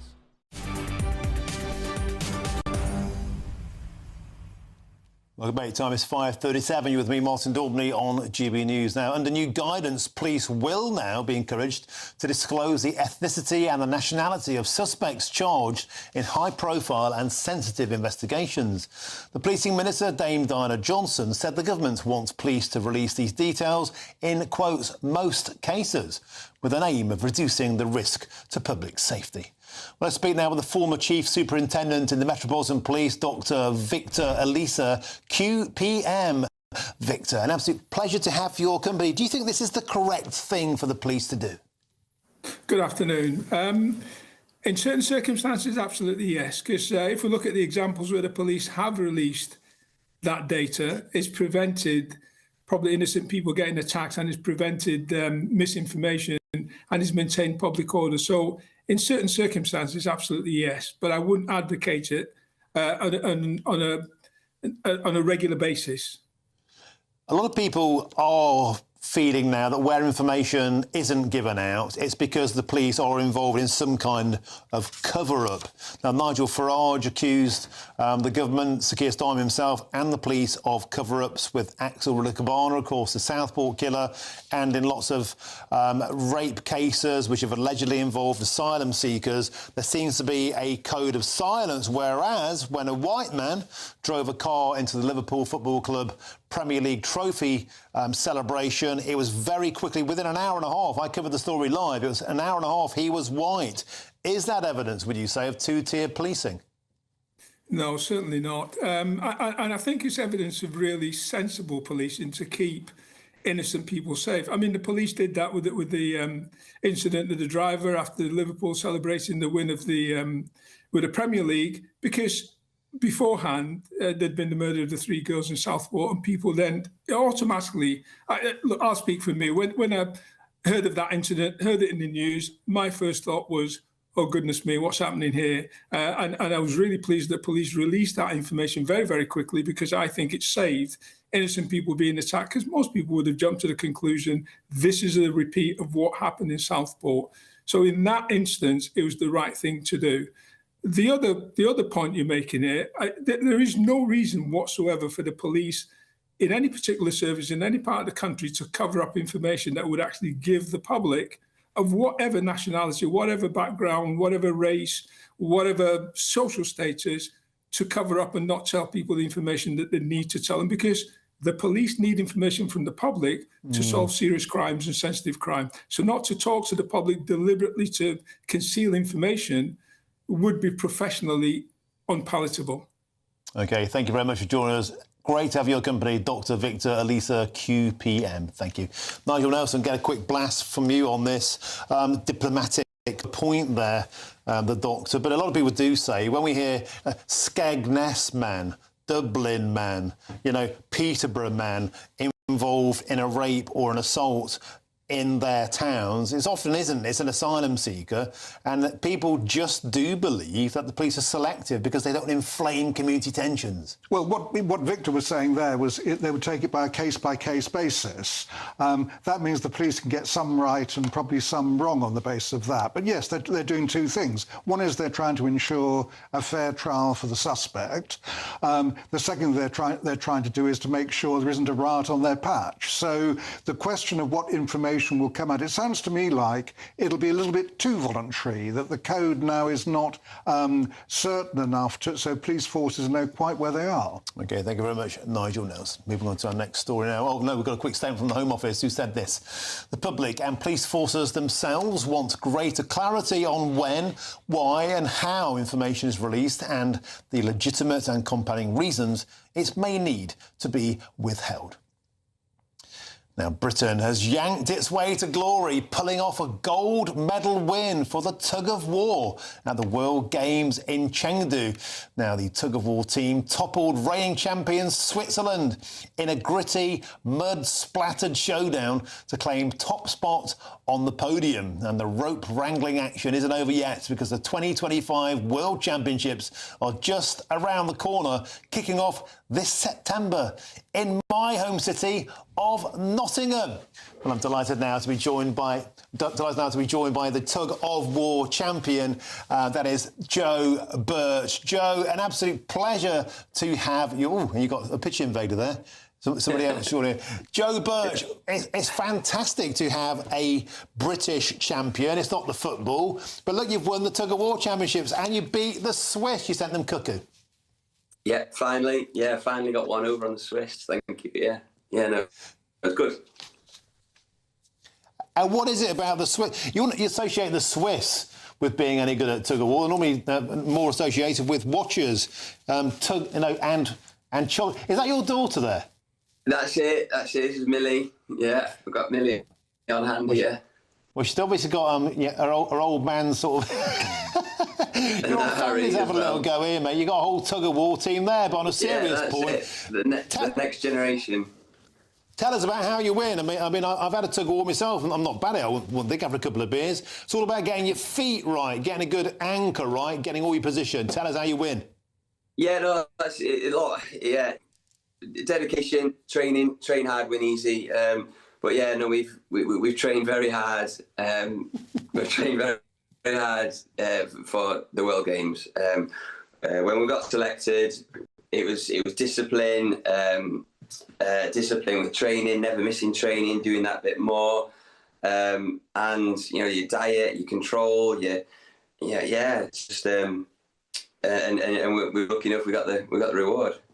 And it looks like one of your kids is there you go, get that off them. That's your medal, right? One of your kids is trying to get the World Championship winning medal. Go on, let's have a look. Let's have a look at a tug-of-war medal. There it is. It's got ears. It's beautiful. Harry showing off. Yeah, no, really good medal. Really good medal. So, it opens up. That is good. It opens up there. It's like, what's inside it? It's like a pocket watch. What's in it? Bit of Swiss chocolate. That's it. So it's got a little. There's a little monkey. There's a little monkey inside.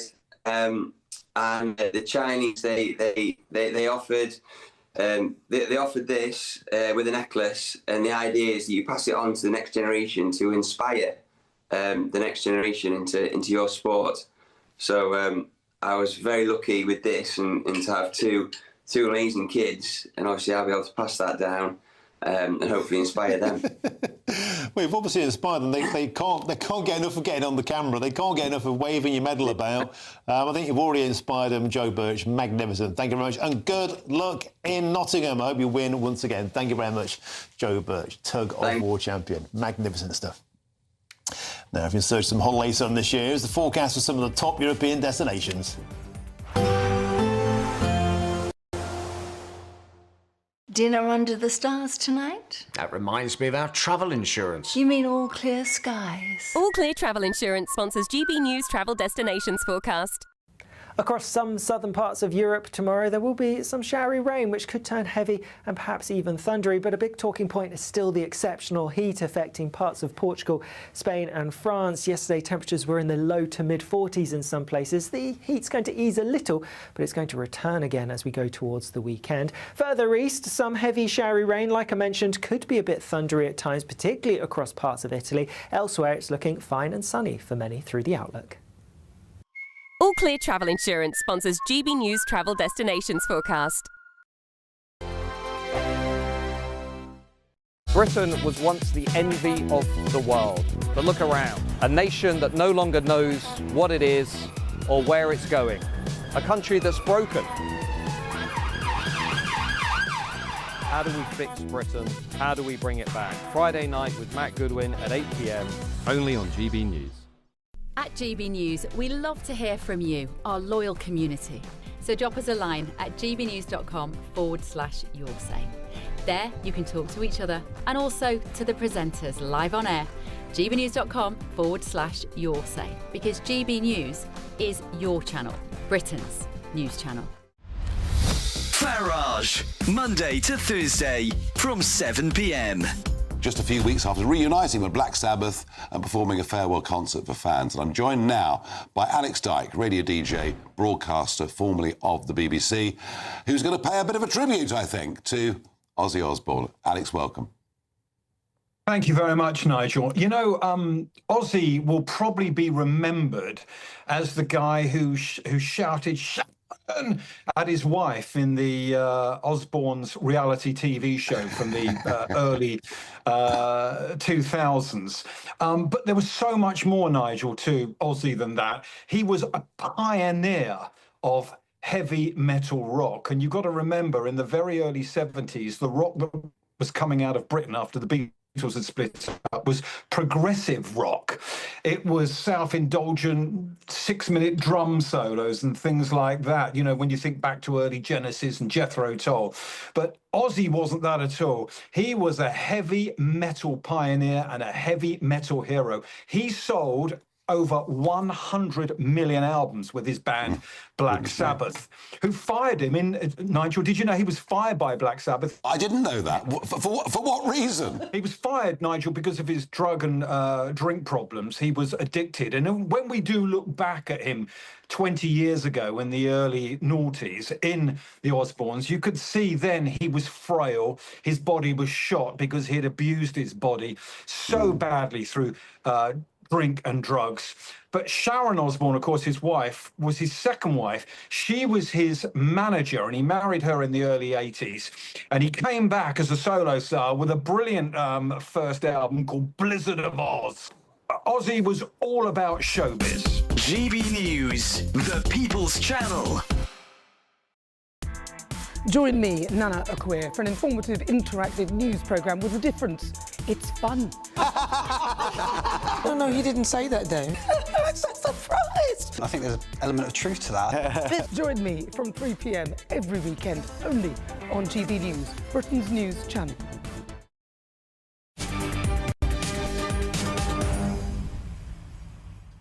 Welcome back. It's approaching 10 to 6. You're with me, Martin Daubney, on GB News Now. Top story today, of course, has been more chaos on the borders. Smash the gangs was Sir Keir Starmer's slogan, yet today, astonishing new data showing 16% down on the arrests. Meanwhile, a super dinghy has rocked up a mega dinghy on the shores of Dover, 107 on board, but capable of carrying 150 passengers. That could equate to €750,000 in fares. There's no wonder this industry is going on. And Kemi Badenoch yesterday waded in, saying that a good solution instead to deter them all coming is to put them in tents, in containment camps. I want to get the reaction from my studio guest, Nigel Nelson. Nigel, tents to stop the magnet over the channel. I'm assuming you think it's a terrible idea. I do. I don't think tents are appropriate. I think a containment camp may well be, because obviously, as we've seen, Waterlooville is a good example. Nobody wants asylum seekers on their doorstep, wherever you look. So the idea that we want to get rid of hotels, so they've got to go somewhere. So a processing centre, a containment camp is fine. Bear in mind, all this has been examined by the Home Office before, under the Tories. One idea was to send them to Ascension Island, abandoned because the staff costs, the infrastructure you would need to create there, all of that was so expensive. Surely it'd be cheaper than the endless millions we're spending on asylum hotels and HMOs. No, it's not. That's the trouble. Every time they come up with something different, it is not cheaper. Had Rwanda gone ahead, we were talking about £10 billion.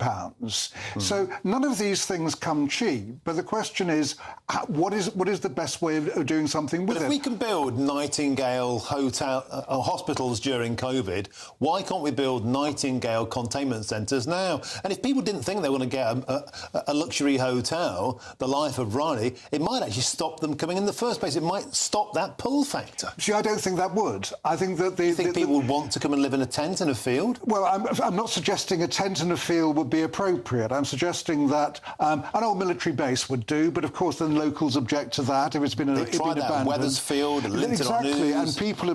Nobody wanted it. Skeleton. Nobody wants it. They won't want tents in their fields, by the way, so the same problems on an would island, apply. I wouldn't mind. There are loads of islands off Britain. Stick them on one of them. But again, you've got to then start creating the infrastructure, you've got to put the staff there. All these things cost money, but the general principle of actually a camp to go to is not such a bad one. I mean, they had one at Manston down in Kent, where they put people, then they overcrowded it.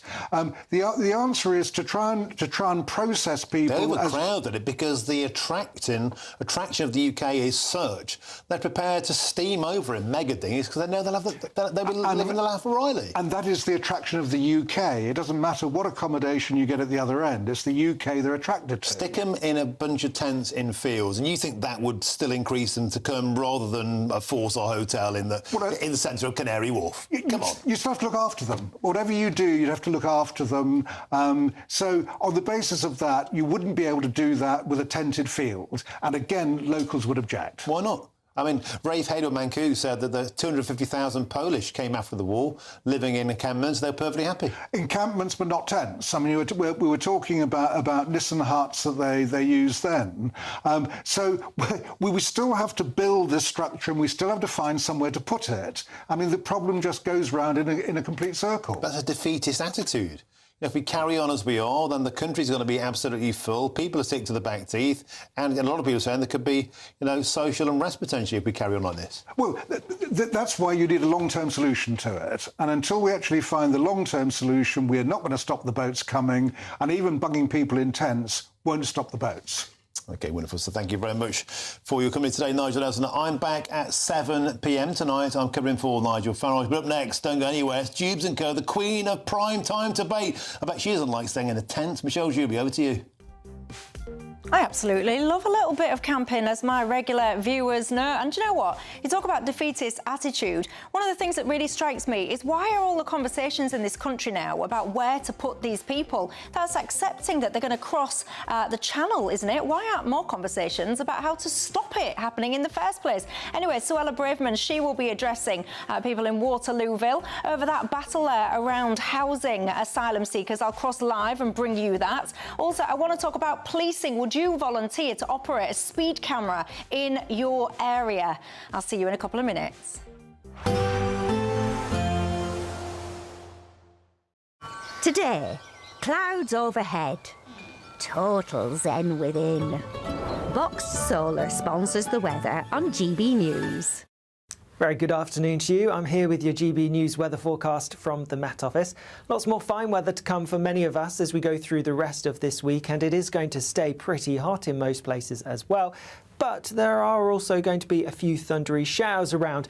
The area of low pressure that's currently to the west of the UK, it's not particularly deep, and so it's not bringing much in the way of unsettled weather, but it is allowing for us to get some hot air from the south, and that's leading to temperatures being so high, and it is also bringing the risk of some thundery showers. Most of those will die out as we go through this evening and overnight, but a few could develop through the early hours across parts of Northern Ireland and maybe Scotland and Northern England too. Otherwise, lots of dry, clear weather, and because of the